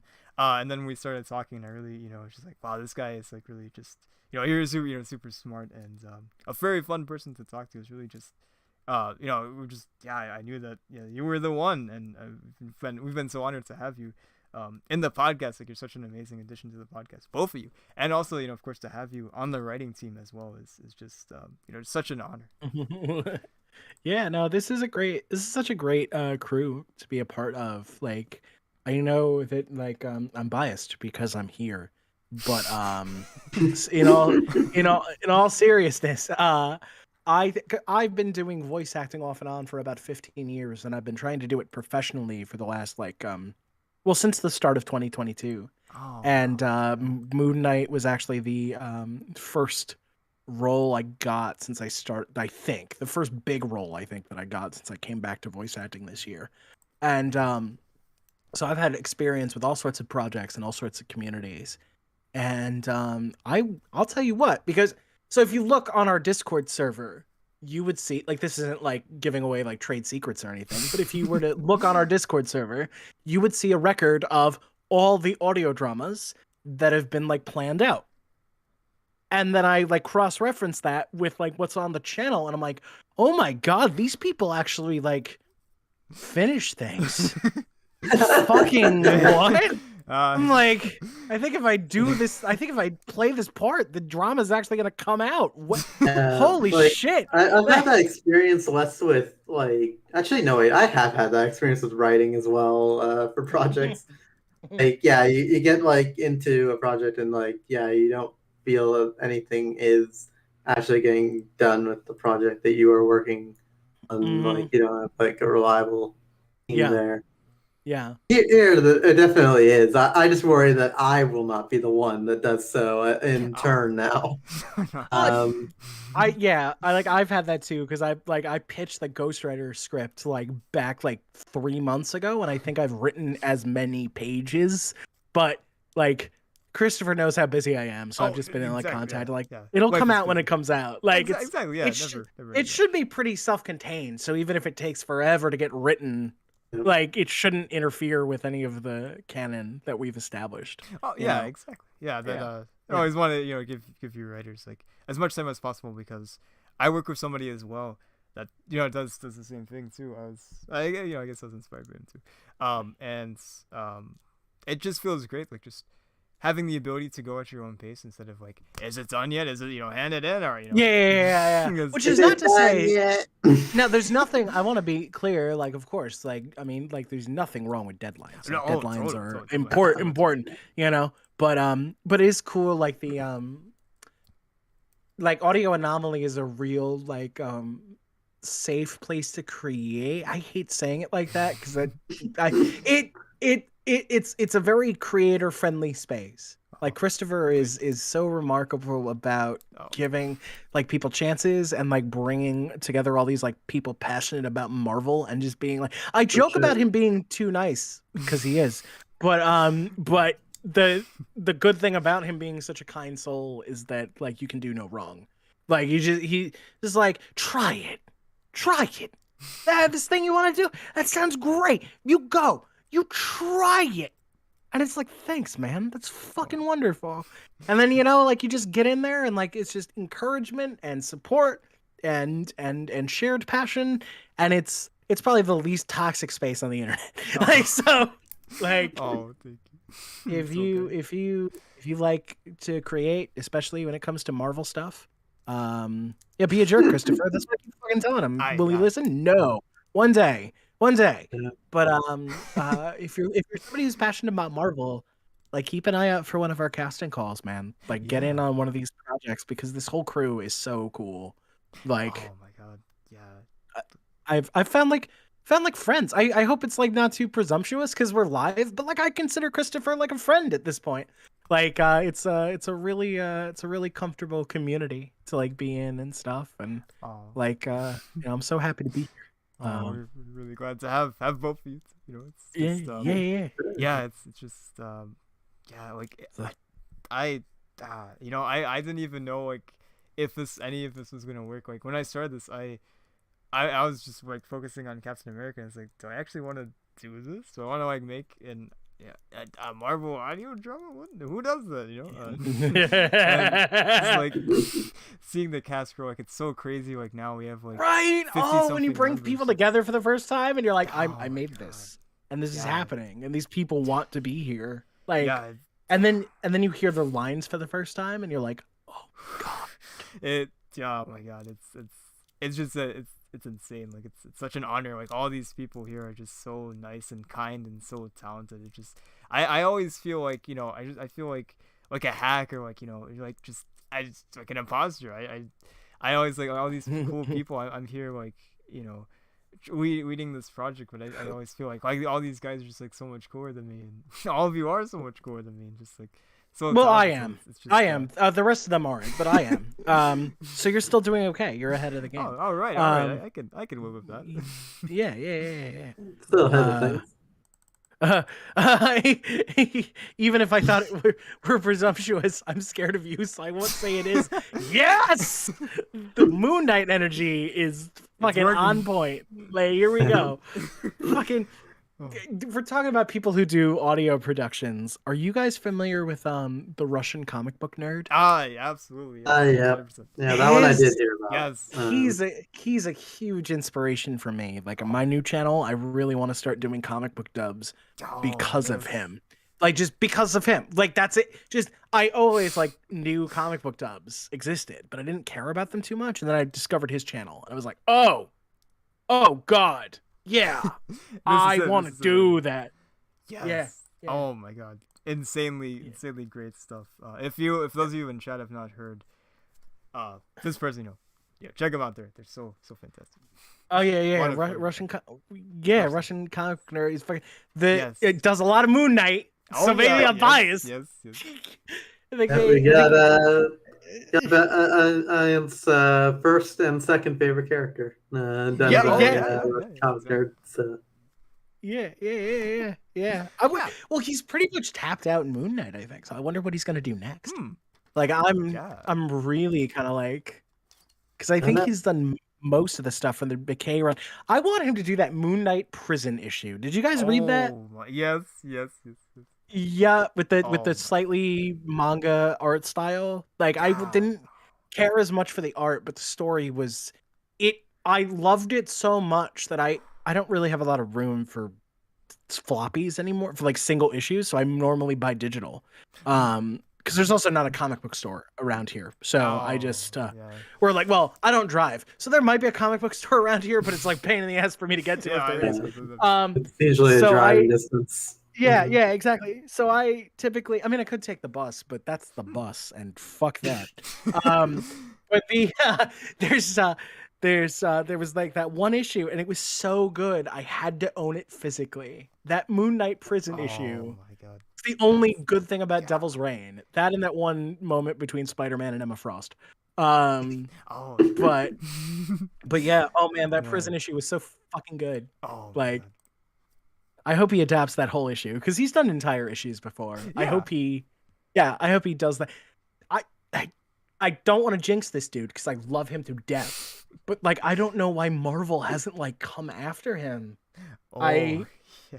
Because they have, because I know they go after some reviewers who show too much of the Yeah. comics on screen, and he's like adapting the entirety of some issues. So I don't know how he. Yeah. I'm asking because I want to know how he does it, so that when I It depends eventually start on, doing this like, stuff, yeah, how much you linger, I think, on the panel or anything. Mm. It's like with Ah, shots yeah, in like yeah. film review and things like that. yeah, Mm. it's inherently transformative because you're like adding like so much to it because you're adding like so many new elements that weren't there between like the music and the acting and the sound effects, you know, like yeah, fucking Yeah. Yeah. Oh yeah. Yeah. There's like just enough differences. I think you can get away with it. yeah, Yeah. yeah. Yeah. Kind of like Maybe the, that's maybe. Yeah, the motion comics. Like, have you guys seen like the Hawkeye motion comics? Like, those are so freaking good. Yes. Oh Yeah, my yeah, god. yeah. Shadow, the voice actress who plays Pepper and Black Widow, she plays Kate Bishop in that. She's amazing. And God, yeah. Oh, those wow, Are okay. freaking fantastic, man. So good. Maybe that's something we should do on Audio Anomaly too. I- Have you I- ever thought, I mean, Christopher, yeah. of like branching out into like stuff like comic dubs and stuff like that, That'd be or so fun. I love that, honestly. yeah, man, like just fucking. Sorry, I'm like putting you on the spot. I'm like giving you like new ideas yeah, about of your course channel I on a wanna live do- stream, like yeah, like. Uh-oh. You consider doing these Like, in front of this crowd. remember what I said to you about bodies, Christopher. You're gonna do these motion comics, right? Yeah. We're going to start doing motion comics. You don't have a say in it. Praise be to fucking Conchu, asshole. Is me to Conchu. To answer your question, Sir So Below. Oh, the skateboard. The skateboard dude, Robbie Rodriguez. Oh, yeah. Is the mutant that you were talking about. Yeah. Wait, that's a real thing? Oh Yeah. shit. El Guapo, though he ends up deteriorating his health anyway when he is separated from his board. He does not just die. I mean, same difference. Yeah, pretty much. No, he gets more physicality, but yeah, that is indeed his power. Comic dub So yeah, it's not comic dub divergence. Like, listen. oh, yeah. It's sort of like the skateboard is like has a sort of symbiotic relationship with him, like Venom. Oh god. Oh no. That's like his mutant power. I thought the kid from the worst X-Men ever had the worst power. That was the kid who could blow himself up once. Like, I don't know if you guys Only are familiar once. with that story. It was shared around the meme pages for a while. Yeah. Like, that was his Oh my whole thing, God. was like, oh, he get like, there's a funny ass panel where like he goes to the X Mansion to get like examined, and Hank Pym is like well, you you can explode. And the kid is like, oh god, really? That's amazing. It's like I'm Gambit, but I'm my own playing card. And Beast is like, not really. See, you will explode and then you will die because you will have just exploded. Yeah. So that's typically the logic when someone explodes. Don't listen to Gambit. He doesn't know anything. right? Like fucking, well, I don't know, man. He knows how to pull rogue. So Yeah, true. that is, you could probably take advice from him about women, because as much as he's Probably a bit not. of a fucking weirdo, like sometimes, like ultimately he comes out all right in the end. So he knows something. The only one who can have a successful wedding issue, weirdly enough. You're like in all of comics. Superman. Yep. Well, no, okay. Here's the thing: Superman and Spider-Man both had like successful marriages, and that like lasted for years and years and years.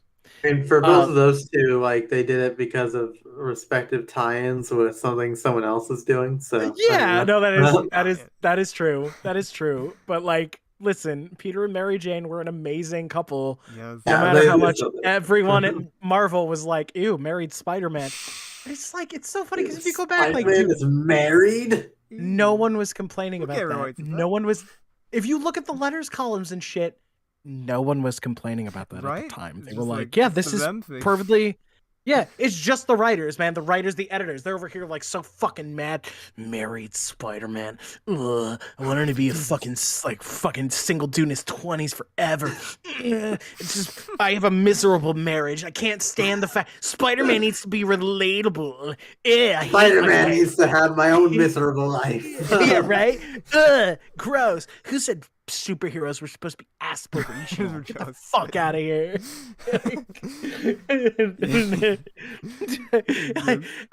Everyone needs to aspire to be Moon Knight. If someone offends thee, cut off their fucking face.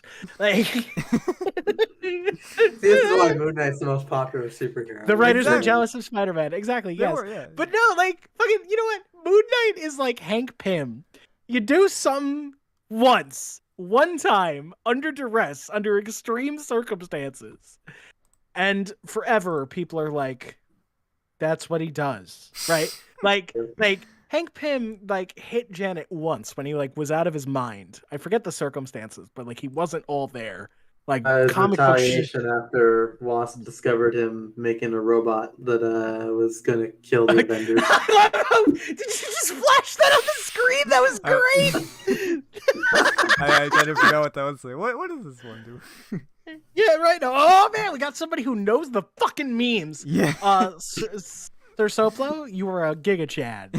Praise be to Kanchu. Yep, Fucking- all the praises. Yeah, man. Talking about the Russian comic book nerd, he just did a. Is it nerd or geek? I always get it wrong. Fuck.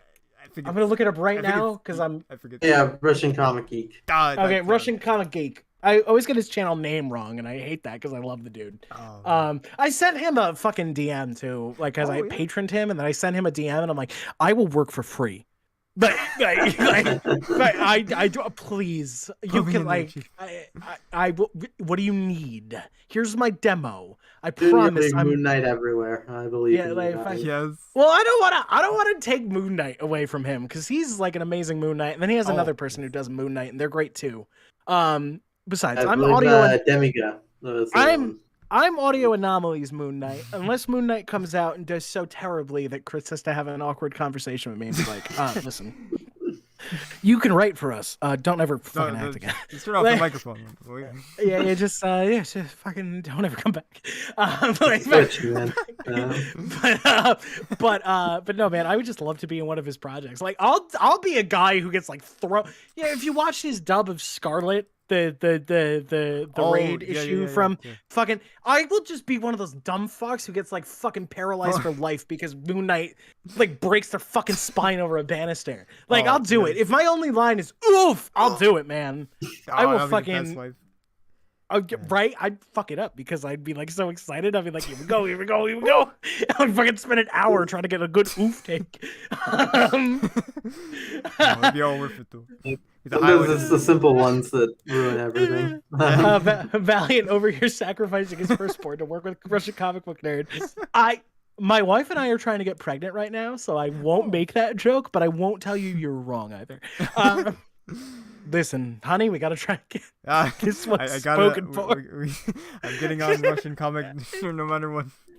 Yeah, right? Like, I gotta notice me, senpai! Come on! Please. Jesus! Look at maybe when the real thing, I'll quit Audio Anomaly when like Russian comic book nerd is like, oh, I saw this Moon Knight drama. Why don't you come work for me? And I'll be like, yep. Moving on to Bye, better guys. things. Bye. Fuck all you. I'm gone. He's got a Patreon. Like, I might get like a whole $1 out of this. Like, oh shit. I'm sorry. I'm being mean. I'm trying to be funny. I hope I'm not being mean. Oh no, it's worse. Okay. You know I love being here. Like, We oh went babbling shit. too. Not for now. Yeah. I changed my mind. I'm like, why can't I access the server anymore? What happened? Wait a Oh second. no. What is this? What is this band message I see here? What does that mean? Oh, I'm sorry.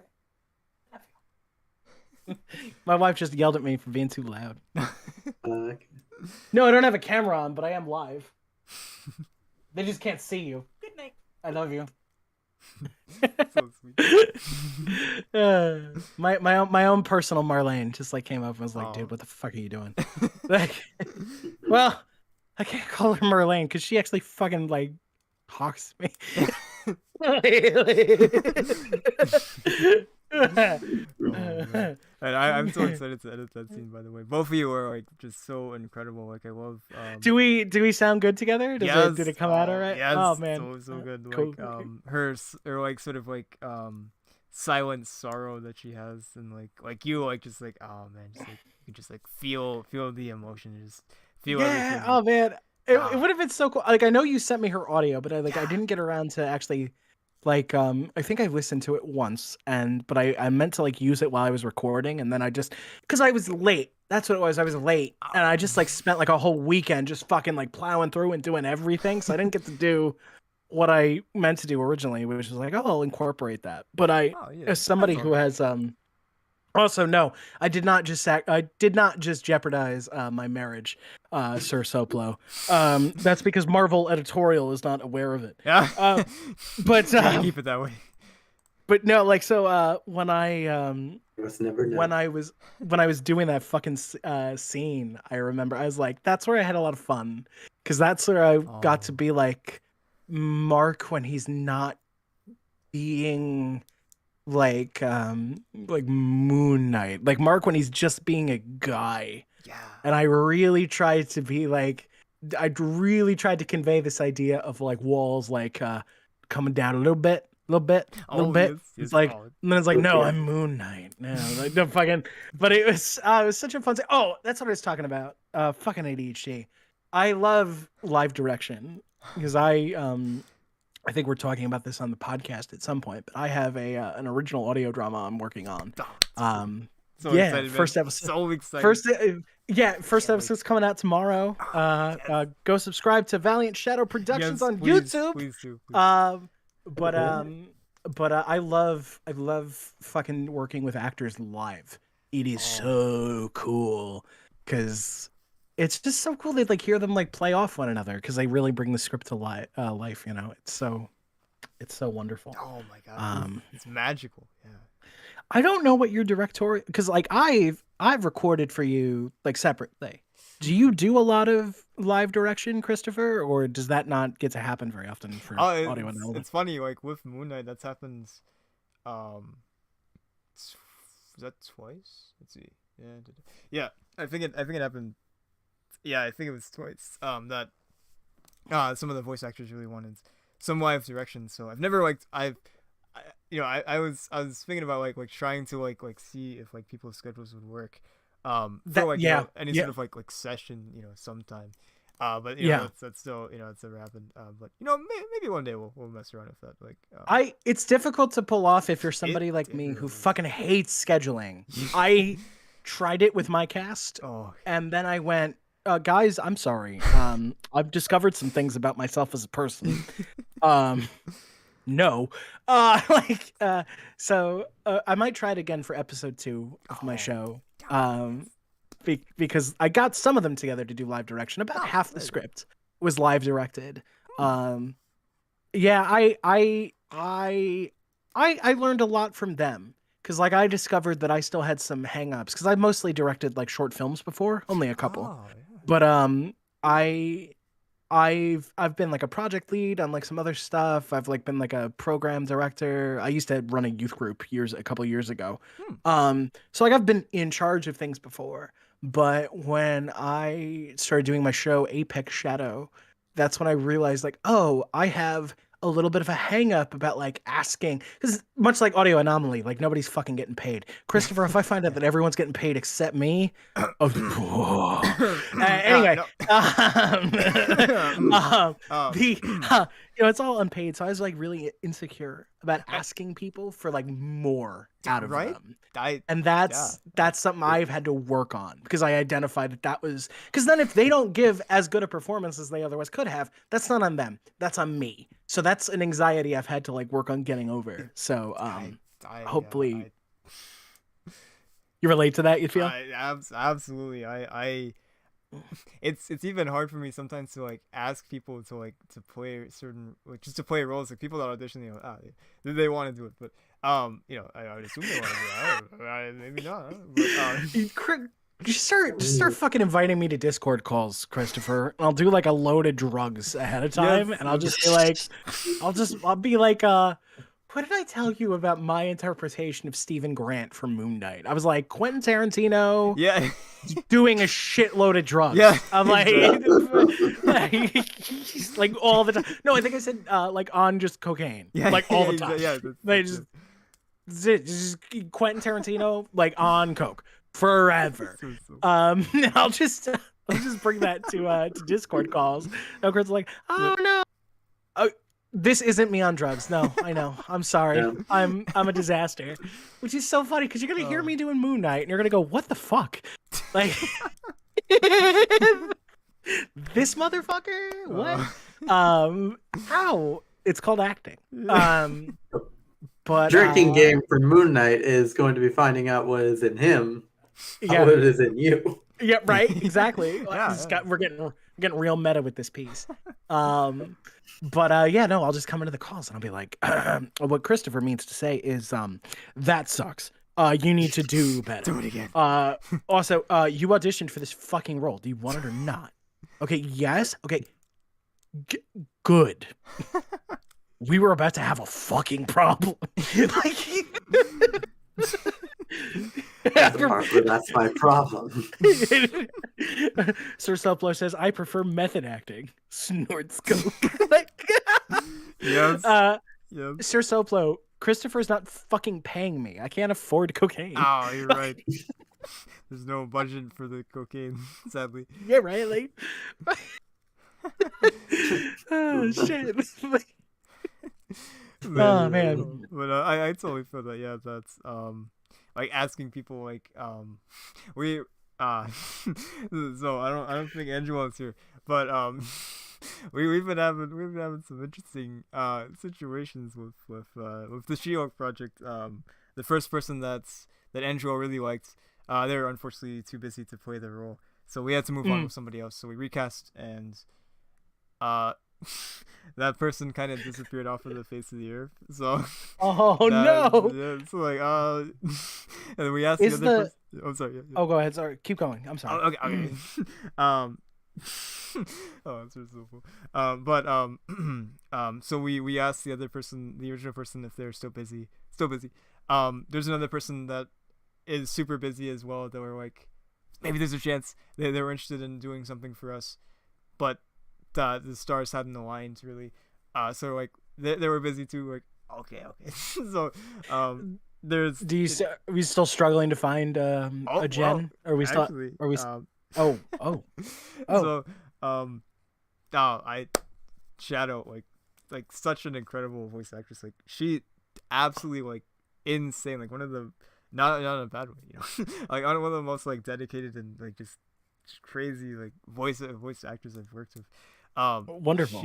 Like I was she already does so much for the channel, so I was like I messaged Angela. I was like, we could either there's options here. We could put up another casting call and try to find somebody else, or we could potentially ask Shadow to see if she would want to do it, because I know that if she did want to do it, that that things would go really well, because she's an amazing voice actress. I mean, hey, yeah, no, like just don't. I mean, like, yeah, why waste talent if you've got it? Like, yeah. I've been meaning to ask you too. Like, I mean, what are your opinions generally on reusing us for like different roles? Oh, man. Right, like, because yeah, like, do you like? I guess if there's a high likelihood of the characters crossing over, it presents a bit of a problem. But like, I mean, you can sometimes make the humor of it, which like a lot of animated Yeah, productions right. do. Oh no, yeah. That's fun. Yeah, that's it's guys, it's something that I'm a little careful with because of exactly that situation. Like we have somebody that plays two roles that there's probably already a highly likelihood that they would meet, but like it's them going back and forth for like the scene is that.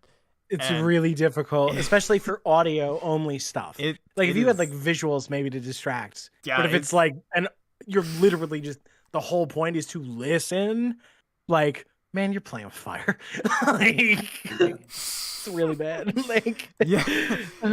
shit. It's one to be careful on it's for risky, sure. yeah. It's Yeah.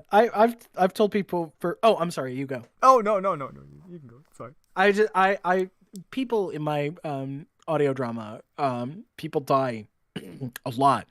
And so I've kind of talked to my actors and I'm like, listen, I don't believe in like getting rid of talent. Like, because if you're stupid enough to work for me for free, I mean, if you are cool enough to work for me for free, I'm not gonna like literally shoot you in the face and then never like work with you again. You're 'cause that's literally usually how- dead to me. yes. No, we're gonna like I kind of do like a or I plan to do anyway because I've only done one episode so far, but I kind of plan to do like a 1 to 2 episode like cool off before I reuse a voice actor. You know, that's kind of my rule. So like, yeah, if somebody dies, like just cool it for an episode or two so the audience like has enough distance that they're like not gonna remember who the fuck you were, and then Yeah. you know, like, Oh, absolutely. That is that's I like that. Revive them afterwards, you know. Yeah. yeah. We're Like, back. oh man, pay no attention.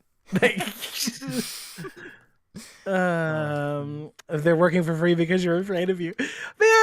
Like Sir Soflo heard like all my fucking zany humor, and I think they think I'm like a literal monster. It's like, listen, Christopher can attest that I'm actually a pretty chill dude. Oh, like, such a kind. I'm threatening him right Yes, now. yes. You can't see it right now. There's no cameras. But, I'm gonna Yeah. miss, please hope. No. I know where he fucking lives. Oh man. Man. But Uh, to answer your question, yeah, I'm totally cool with like there's so many talented people and like I said, don't want to waste talent. So Shadow like yeah, she's saved like multiple projects. Honestly, I have another project that was. It was a mess. It even happened. It was still going on before I started the Medu, and it was probably stupid of me to start the Medu without finishing that project because I'm still working on it. That was back in I think it was either 2018 or 2019. It's still we got the first 2 episodes out, so that's great, and we're working on the 3rd one right now actually. So things are going a lot more smoothly. It's all because of me. It's my mess. No one else is to blame. But you do the thing that I do. You're like, anything that goes wrong, it's my fault. It's me. It's all me. It's all me. Yeah. I can't. My people tell me. My people do what I tell them to do. So everything is my fault. Don't yell at them. Yeah, I'm the director. Yeah, like everything terrible that happens, all on me because I let it happen. Oh, this person's yeah. microphone caught on fire. Ah, sorry, man. That was me. Yeah, man. Like, oh man, I felt so bad. So like, of course, like a lot of my people on my new show are almost all of them are, if they're not first time voice actors, it's like their first big project. Oh, Most of them. A couple of them are like a little bit more seasoned, like they've been doing this for a bit, but a lot of them, this was their first real project, and I was so shocked. And so some of them, there's a couple of things I'm like going back and forth about putting a tiny disclaimer. Like there's a couple of them, there's areas where the audio is like not the greatest. It's not terrible, but it's not the best. And I felt so bad because some of them are like fucking like freaking out, like, oh my god, I'm gonna ruin the show. I'm like, you're not gonna ruin the show. You're fine. Oh my god, it is okay. We're gonna do better next time. You did fine. You know what I mean? Yeah, I'm sure you know. Yeah, absolutely. Yeah, yeah. And it's like I just want to like hug them and protect them. I'm like, Exactly, dude, Oh, Like, so you're sweet. fine. It's gonna be okay. Yeah, like fucking Yeah. I will let fucking legitimate criticism stand, but if anybody says anything remotely mean to you in the comments, I will have their account Ab- nuked from orbit. Absolutely. Like Yes. I will drive to their fucking house and I will ban them from life. Like Yes. There are a lot of Yes. snobs in some cases. Oh yeah, Yeah. like yeah, yeah. The Uh, people on I mean, listen, I can be really crass myself, obviously, but I actually don't like. I have a really fucked up sense of humor. I have a really acerbic sense of humor, but I actually don't like hurting people. no. And No. the idea that like I'm joking around with you guys. If I thought I had like legitimately like hurt Oh, one of your like feelings, I'd feel miserable. And oh, like the idea that there are people that like come on to internet spaces, especially of like creative projects, and are just mean. I understand it's like part of life. I'm not saying like I'm gonna crawl into a rock. Like people are mean. Oh my god. I'm just disgusted that those people exist and that like they get joy out of like shitting on someone's like creative project that they care about. You yeah. know? It's it's terrible. Yeah, exactly. These audio dramas are worse than you stepping on a Lego. Valiant wants to know your location. You're goddamn fucking right, man. I don't like if somebody's like working with me or for me and somebody's fucking mean to them. Like, oh shit, man. Conchu needs a night of vengeance. Like here I am. Here we Take go. me. It's Fucking time. like Mark Alright. doesn't want it. He's struggling. Put me in, coach. Like I told you we're gonna get real. Yeah. Yeah. Moon Knight 2 is kind of already. I think Christopher's kind of settled on the plot. Moon Knight 3 is going to get cray. Oh, Like insanity. Record time. I did like a line of imaginary coke and gave Chris a whole bunch of ideas. I don't know if he's gonna use them, but I gave him what I thought were some pretty dope amazing fucking ideas Yeah. for a potential sequel, God, yeah. including some character matchups that I Ooh. hope he does because I've literally never seen them before and I thought they would be cool. Yes, I think that would be awesome. Yes. Yeah, it was like fucking like I can't believe this was never done. It Right? should be done. Yeah. Yeah, like it's right there. It's right there. Right in front of you. It's right down the Yeah, come road. on. Yeah. But yes. Yeah, Shadow. Yeah, Shadow. So, yeah. With the Inkwing. It was a mess, and we lost a voice actress, and I wanted to keep the consistency, so I was like, all right, I don't even know if I think she did the first episode's lines. I don't remember actually. I have to look at my files. But I don't know. So then I sent this script to Shadow. She agreed to be in it, and I was very grateful because she saved the project. Without her, yeah, no project. It's dead. So I sent her the lines. I don't remember the exact time, but like a few hours later, like she recorded like the entire like every episode's lines. Like, what? How did you do that so fast? They're so good too. It's there's multiple takes. It's like Jesus. And she did it. Like, she did it for Black Widow. Like, she's the main character. She has like over 100 lines, narration lines too, and she sent them in like so fast. And with She-Hulk as well, like, oh my god, like she sent them in. I don't remember like exactly when it was, but it was pretty late, and like Angela like asked for like a few redos, and she did the redos even too, like super fast. Like, it's freaking like she's Yeah. amazing. I'm very lucky to be working with her.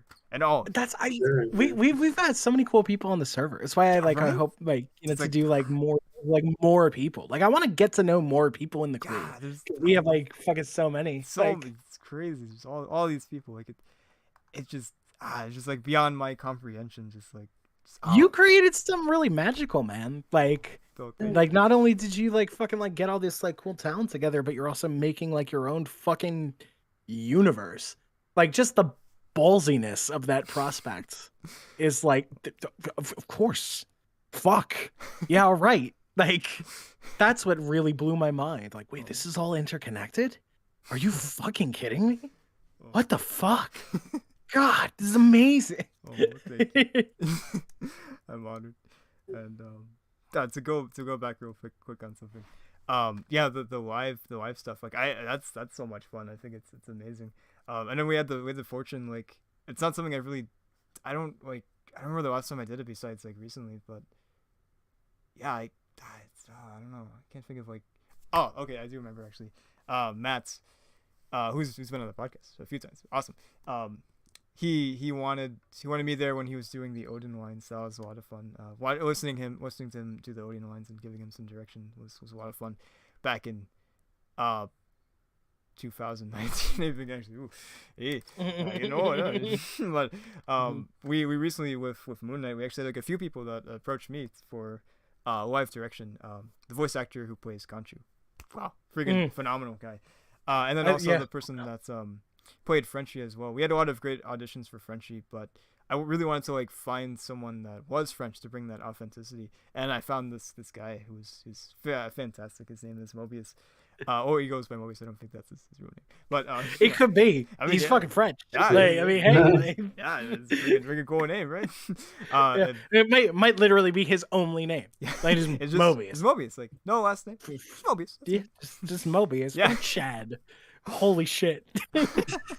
Oh man, and it was so fun. Doing the lines of him as well, both of them. For the person who plays Khonshu, Justin Wilson. He sort of read the lines to me. He like went through each line live, and he like asked for like feedback and stuff. We sort of like talked through like the scenes and stuff, like what exactly is going on, like where Khonshu is, like what Mark is thinking and stuff like that. But for Frenchie, we sort of just went through each scene. Like I read the parts I read for Moon Knights for Mark, and I think there's probably a part where I played Mark too. and yeah, it was really fun, like sort of like bouncing off of each other and just having a good time and figuring out like just different things. So yeah, it's a really good time. I mean, the ship has sailed, but like for future reference, like honestly, dude, if you ever need me for like fucking any of those, just hit me up. I would have been so happy to like step in and like I'd like do play off anybody. You're never bothering me. So like if you I know Moon Knight's done, but if you ever need another body to like come in and read for a part or something, like I'm more than happy to do it. That'd be so fun. Yeah, I remember that. Thank you for that. Yeah. Yeah. Oh man. Let's add some bodies, you know? Yeah, right. Oh man, it keeps coming back to the bodies. Some of them are about to hit the floor, you know what I'm saying? B10, Y4. Like I imagine a lot of people watching this are gonna be way too young to get that reference. They're gonna be like, what just happened? It's like, it's called Drowning Pool. Okay, look them up. They were cool. Yes. Oh. Shit. Yes, we've been very fortunate to. I'm so grateful. Like we haven't really. There's been like, just a few little things here and there. Like there's this one person that I don't know. There's one person Christopher's like rapidly trying to calculate, like, what can I say live? What can I? What amount of words can I use right now? There's this one person on the Thor project. Their comment wasn't deleted by me. They deleted their own comment because I kind of wanted. I don't freaking know. They said, I'm trying to think of the exact words they used, but something like, they said like point and click adventure voice acting or something. I was like, I don't know what that. What does that mean exactly? What point and click adventure game are you? Like I think it was choose your own adventure book. Yeah. Oh, choose. I think it's maybe it was like choose your own adventure, voice acting or no. I think it was actually like point and click adventure, voice acting. I was like, was he? Yeah. Was he like trying to like Was he like trying to like imply that like it was because I think like a lot of those older adventure games like the voice acting was really like over the top or wooden or both. Like, is that what they were like? I didn't. I didn't know what any of that meant. So I was like, I didn't know if that was like a compliment or like an insult. So I was like talking to my friend. I was like, what do you think this means? And we couldn't like figure out. So I asked them, and then he said, I think it's pretty obvious what it means. I was like, what? And they just like, no, fuck you.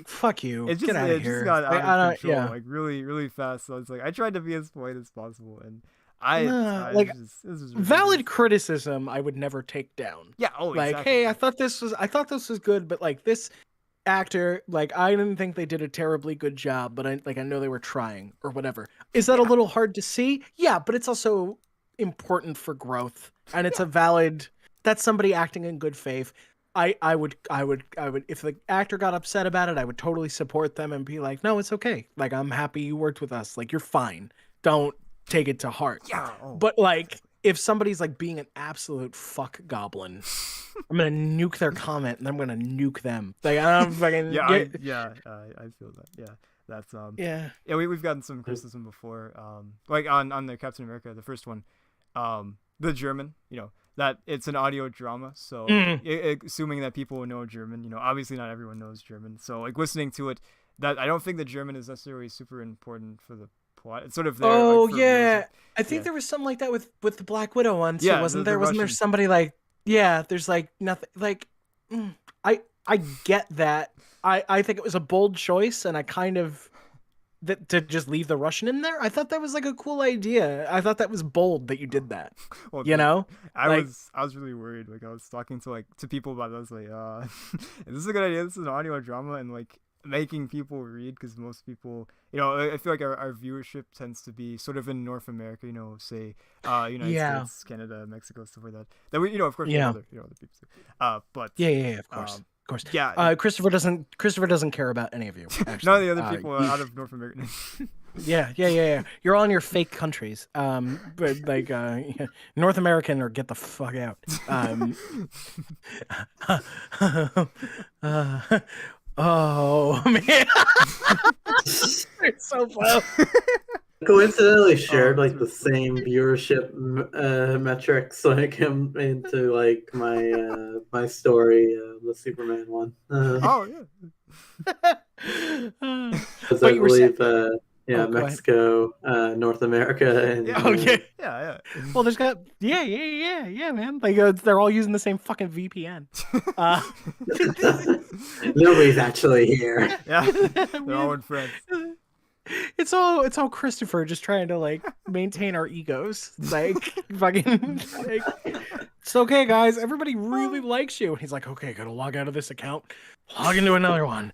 While I'm making like he's got like a split keyboard. And it's like fucking like making new accounts while commenting with other ones. Like I have to protect them from the knowledge of how much they suck. Like I have to do it. Like the internet is a cruel mistress, and I will keep her at bay.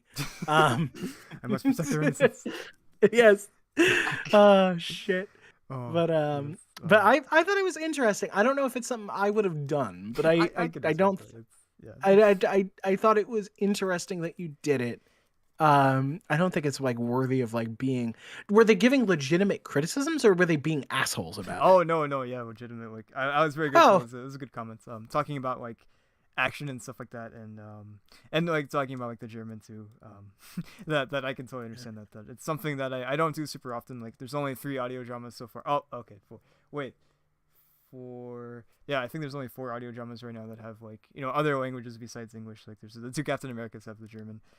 Imagine completing 4 audio dramas. You absolute mad lad. Holy fuck. Oh. Like Imagine it. It's, I can't even imagine. It was all a ghost editor. I can't take credit. Oh shit. The secret's revealed. It's wild. For 4 to there's like a part where the enchantress speaks like a spell in Norwegian, and I think it's Norwegian. I'm gonna look like an idiot right now if it's not Norwegian.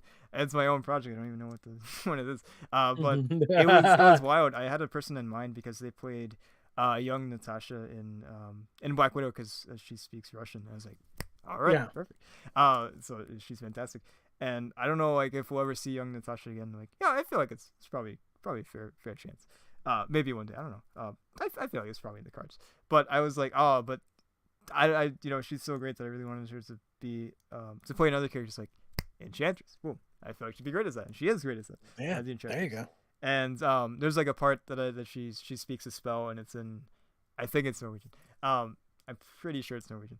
And I was like, and I completely forgot about that as I wrote the script, and then I was like, all right, there we go, boom. And then that scene just like completely like slipped my mind. It's like, oh yeah, she's like, I forgot exactly what she said. She's like, I speak, she says something about, so there's like a piece of Norwegian in there, and she's like, I happen to like speak some Norwegian. And it's like, oh, I was like, oh, well, that's incredibly convenient because I completely forgot. Oh, about look at that!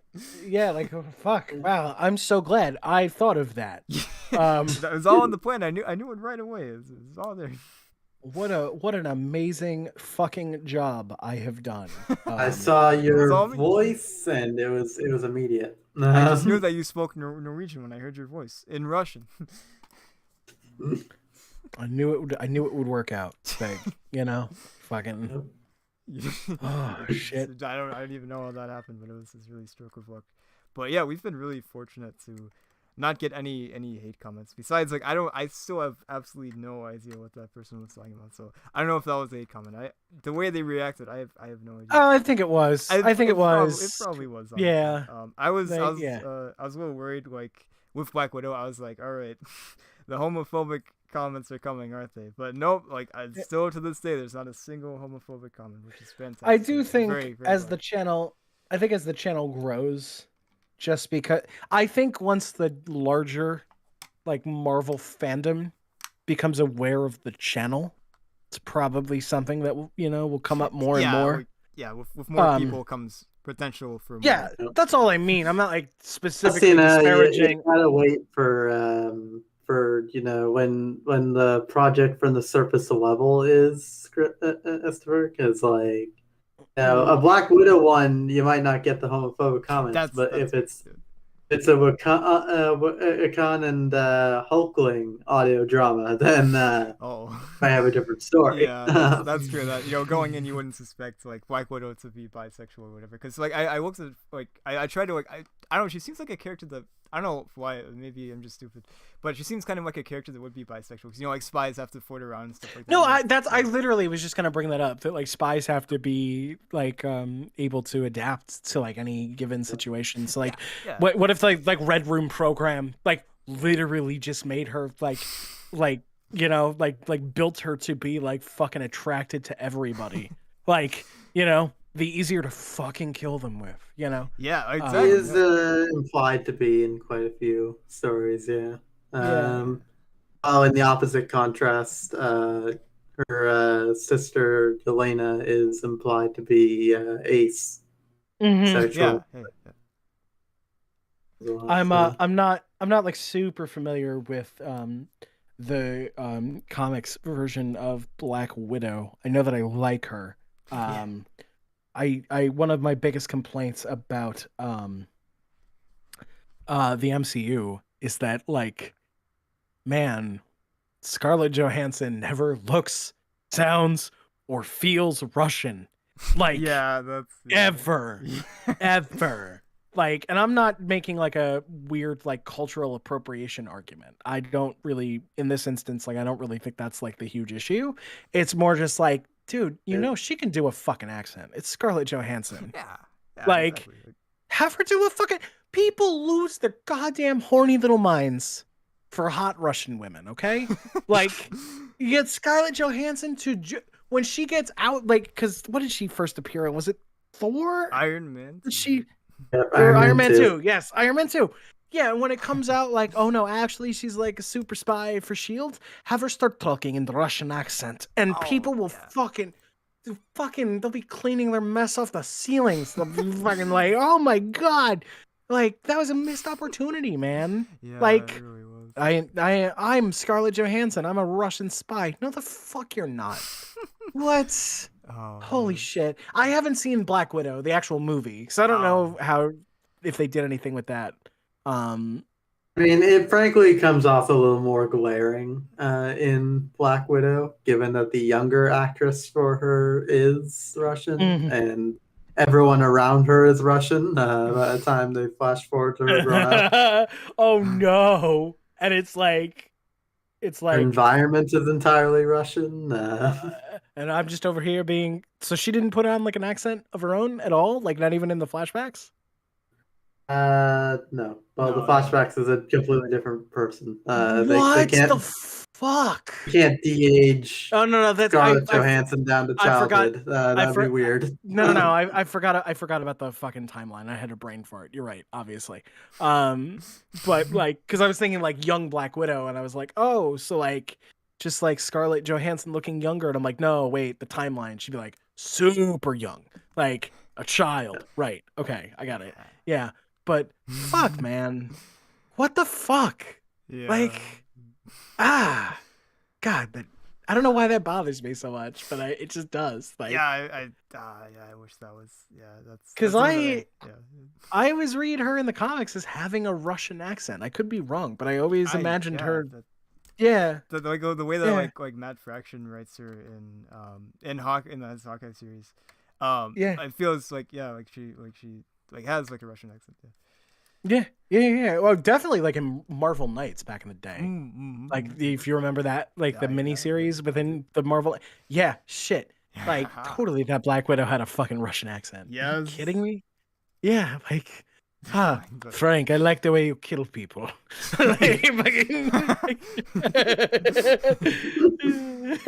Do we? Oh man, I gotta ask. I'm gonna be very careful about what I say because I don't want to like divulge like personal information about anybody. Is the Punisher project still happening, or is that like done? Oh, completely canceled. It's out. No. Okay. Shit. Okay. I remember hearing your audition. I really liked your audition too. And I didn't like that. I don't think I can hit like the kind of gravitas that Frank Castle needs. My voice doesn't go deep and like manly enough. Oh, it was great though. But really I appreciate that you liked it. But I loved your passion. I really wanted to work with you in that moment. I love Frank Castle, man. I mean, you've seen me like get into like those debates in the server. I'm like, listen, I am a great big fucking leftist, okay? But leave Frank alone. Yes. I don't want to hear about how much you fucking hate the Punisher, Victor. Just let Frank Castle murder people. Yeah. Like, just let Frank shoot pedophiles. That's what I'm here for. I don't want to hear about Punisher's bad. No. Shut up.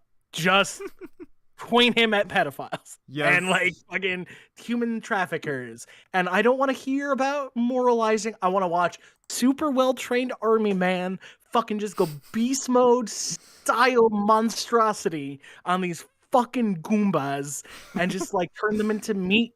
I just want to see it happen or listen to it happen. That's what I'm here for. Exactly. I love you, Victor. You're wrong, but I love you.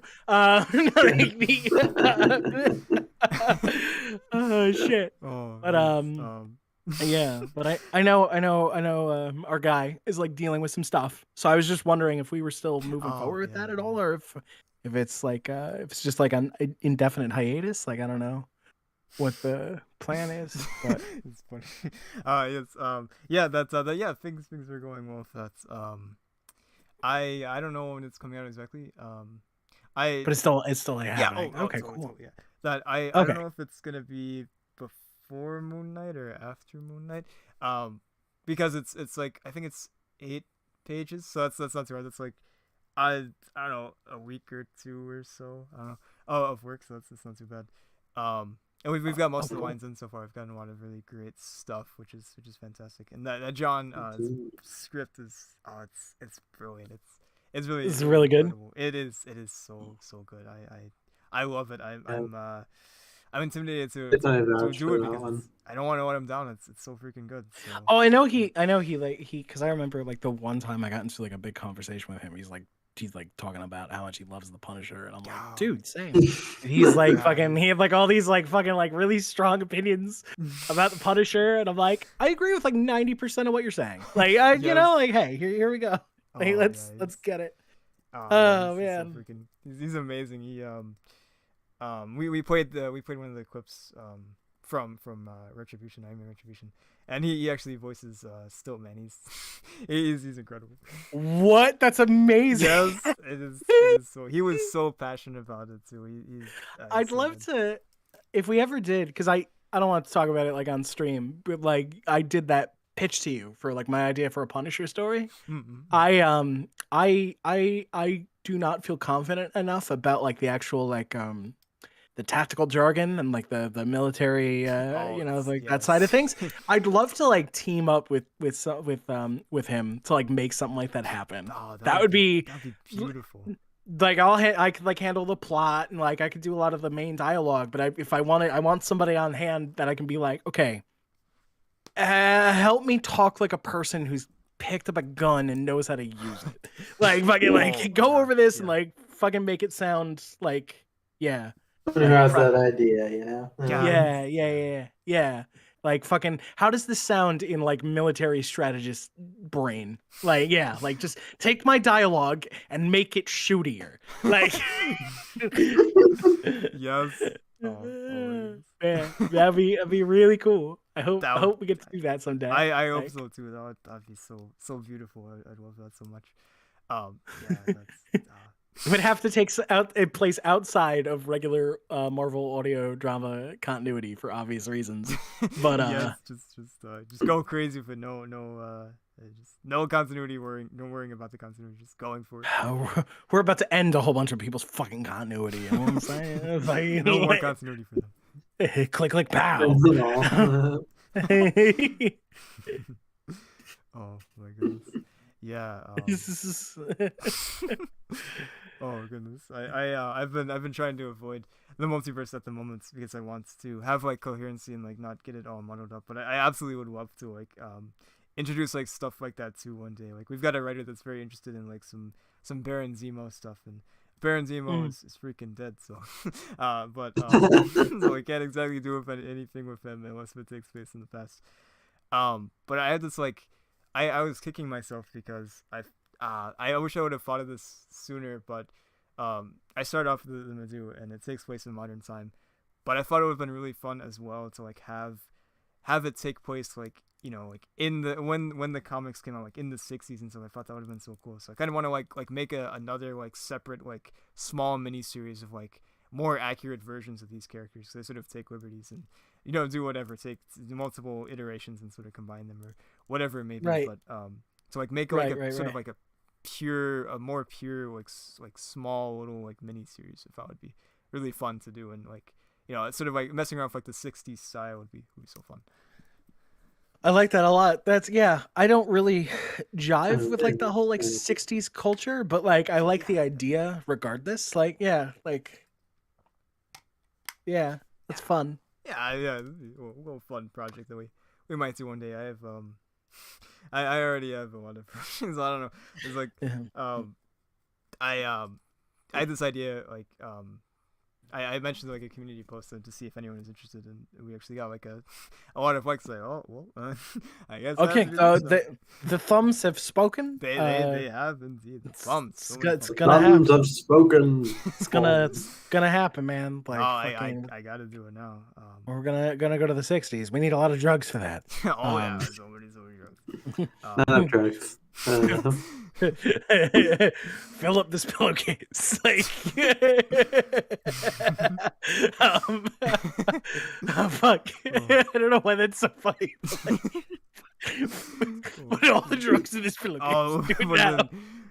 Put the drugs in the bag. Wait. Now. Do it now. Put the cookie down. The cookie is a euphemism. Like, oh, shit. Oh, man. Christopher's like, I had no idea this is what the live stream is going to turn into. No. Yeah. As soon as we leave, it's gonna get fucking unlisted. Like, fucking, I am removing this. Can't be on my shit. It's true. Oh man, maybe not going too far into the 60s.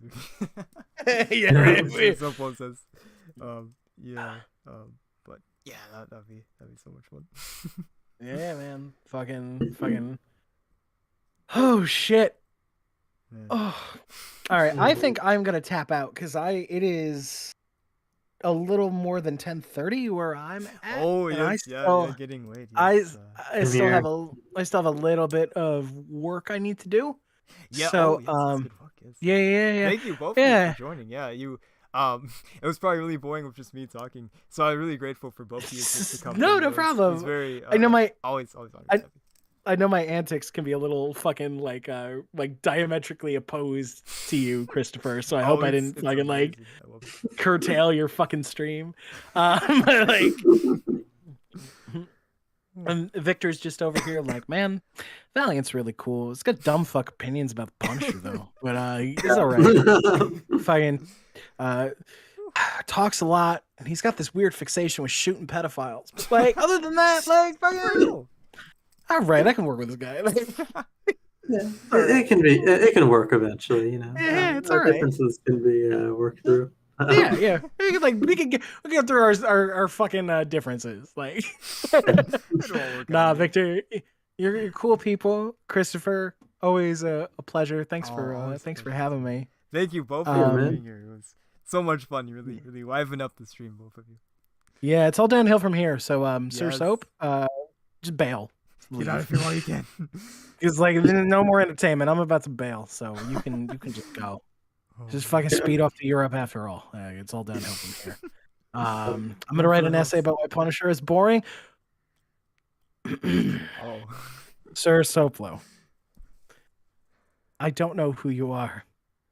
I don't know what you want. I can tell you that I don't have money, but what I do have is a treasure trove of comic book knowledge in my brain. I will find you, and I will make you eat your essay. and I will explain to you why you're wrong. But that is for another day. You're safe for now, Sir Sophie. Or are you? Oh my god. So ominous. Oh my goodness. Yes, thank you very much, Victor, for being here. It's always such a pleasure. I'm always like just so excited whenever you're here. It's always so much fun. And the podcast, man, it's like, oh my god, like Victor's serious. I'm so excited. This is my first time, being on the stream. Yes, first time on stream as well. Awesome. It's been so fun being with you on in the podcast. But yeah, like being on stream as well has been such an amazing time. So yes, thank you very much. Thank you. Thanks so much. Hope to see get at some point on the stream. Who knows when? But oh yes, look forward to it. Yes, thank you. Pretty awesome.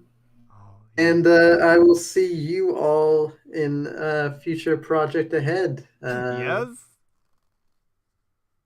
And long live the mutants. Long live the mutants. Yes, sir. All right. Bye. Bye, Victor.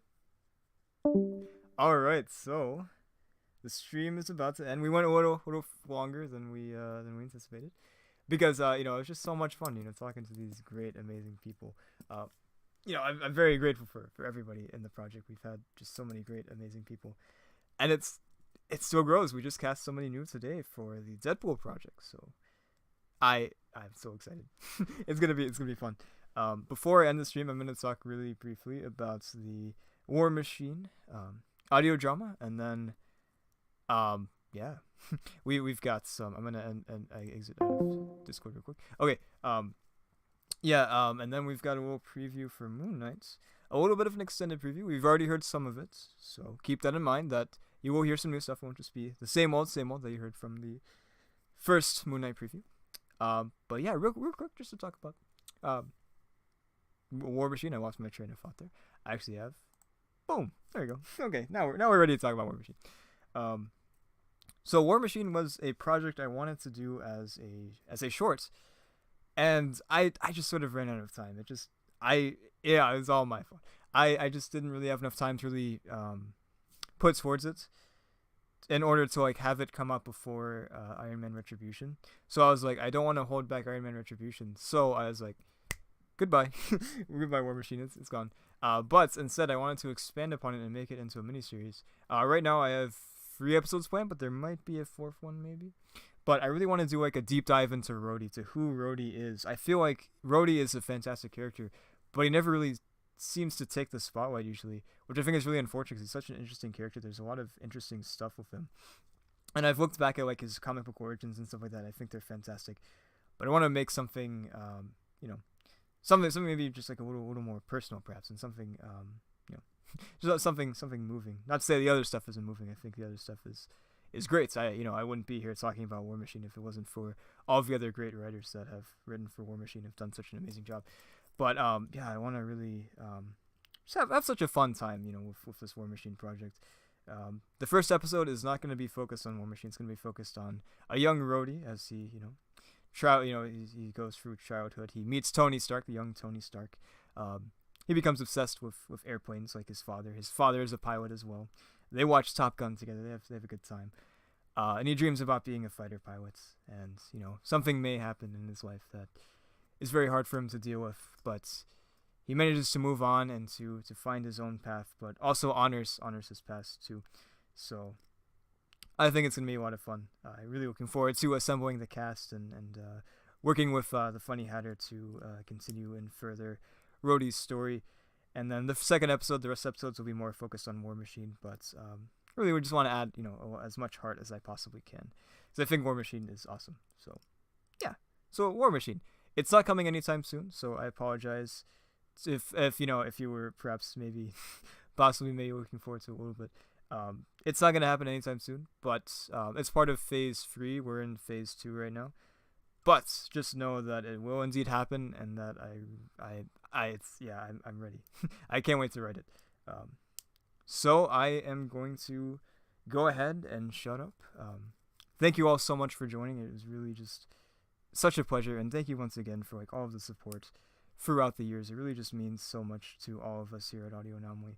It's just such, you know, just really just so incredible, like having you all here. And Sir Soapwell, thank you so much for all of the beautiful, amazing comments. You are such an incredible person. It's always really fun interacting with you. I'm always very grateful, you know, that you're here, and it really means a lot. So thank you very much, Sir Soapwell, and thank you as well, once again, to Joseph and to Victor for joining us today. It was a lot of fun. And please do.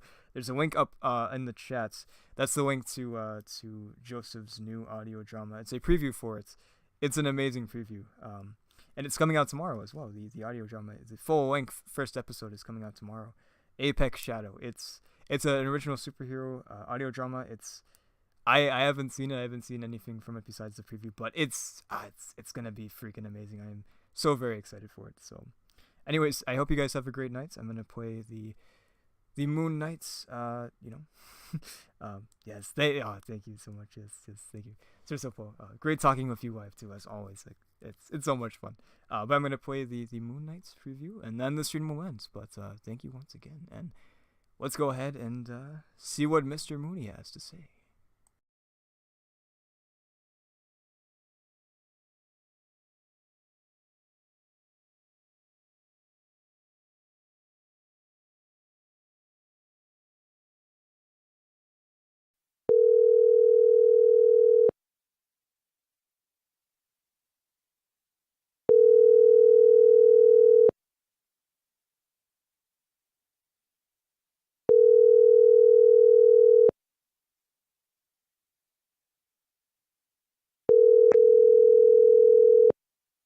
Hello, no one is available to take your call.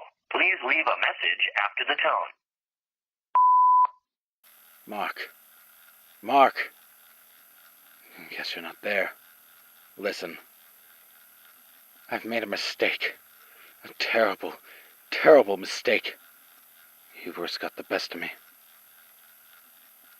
I thought I was smart enough to, but I was fooling myself the whole time. It's too dangerous. Far too dangerous, and it's out. I can't stop it. You're different.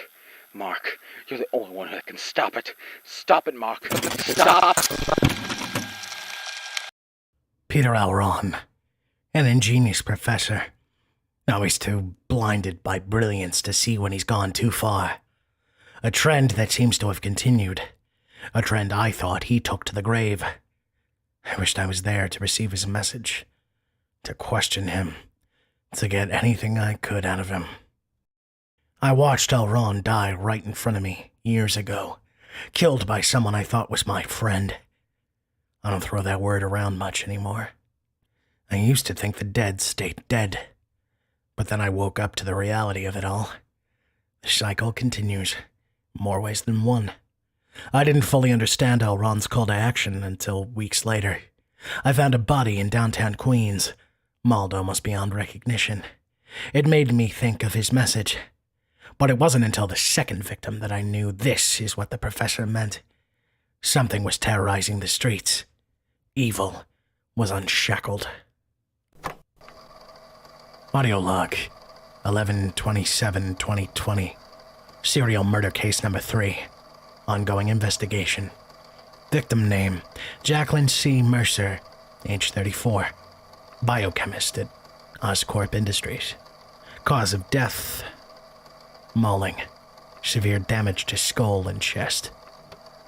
Time of death, 23:55.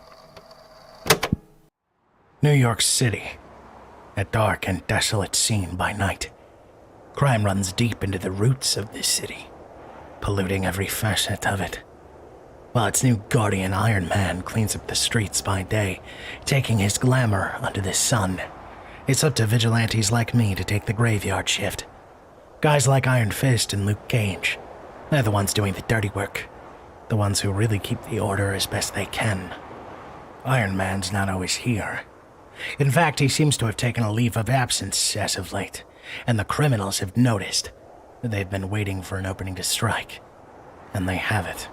Other costume characters handle that, however. I've been preoccupied with Mercer.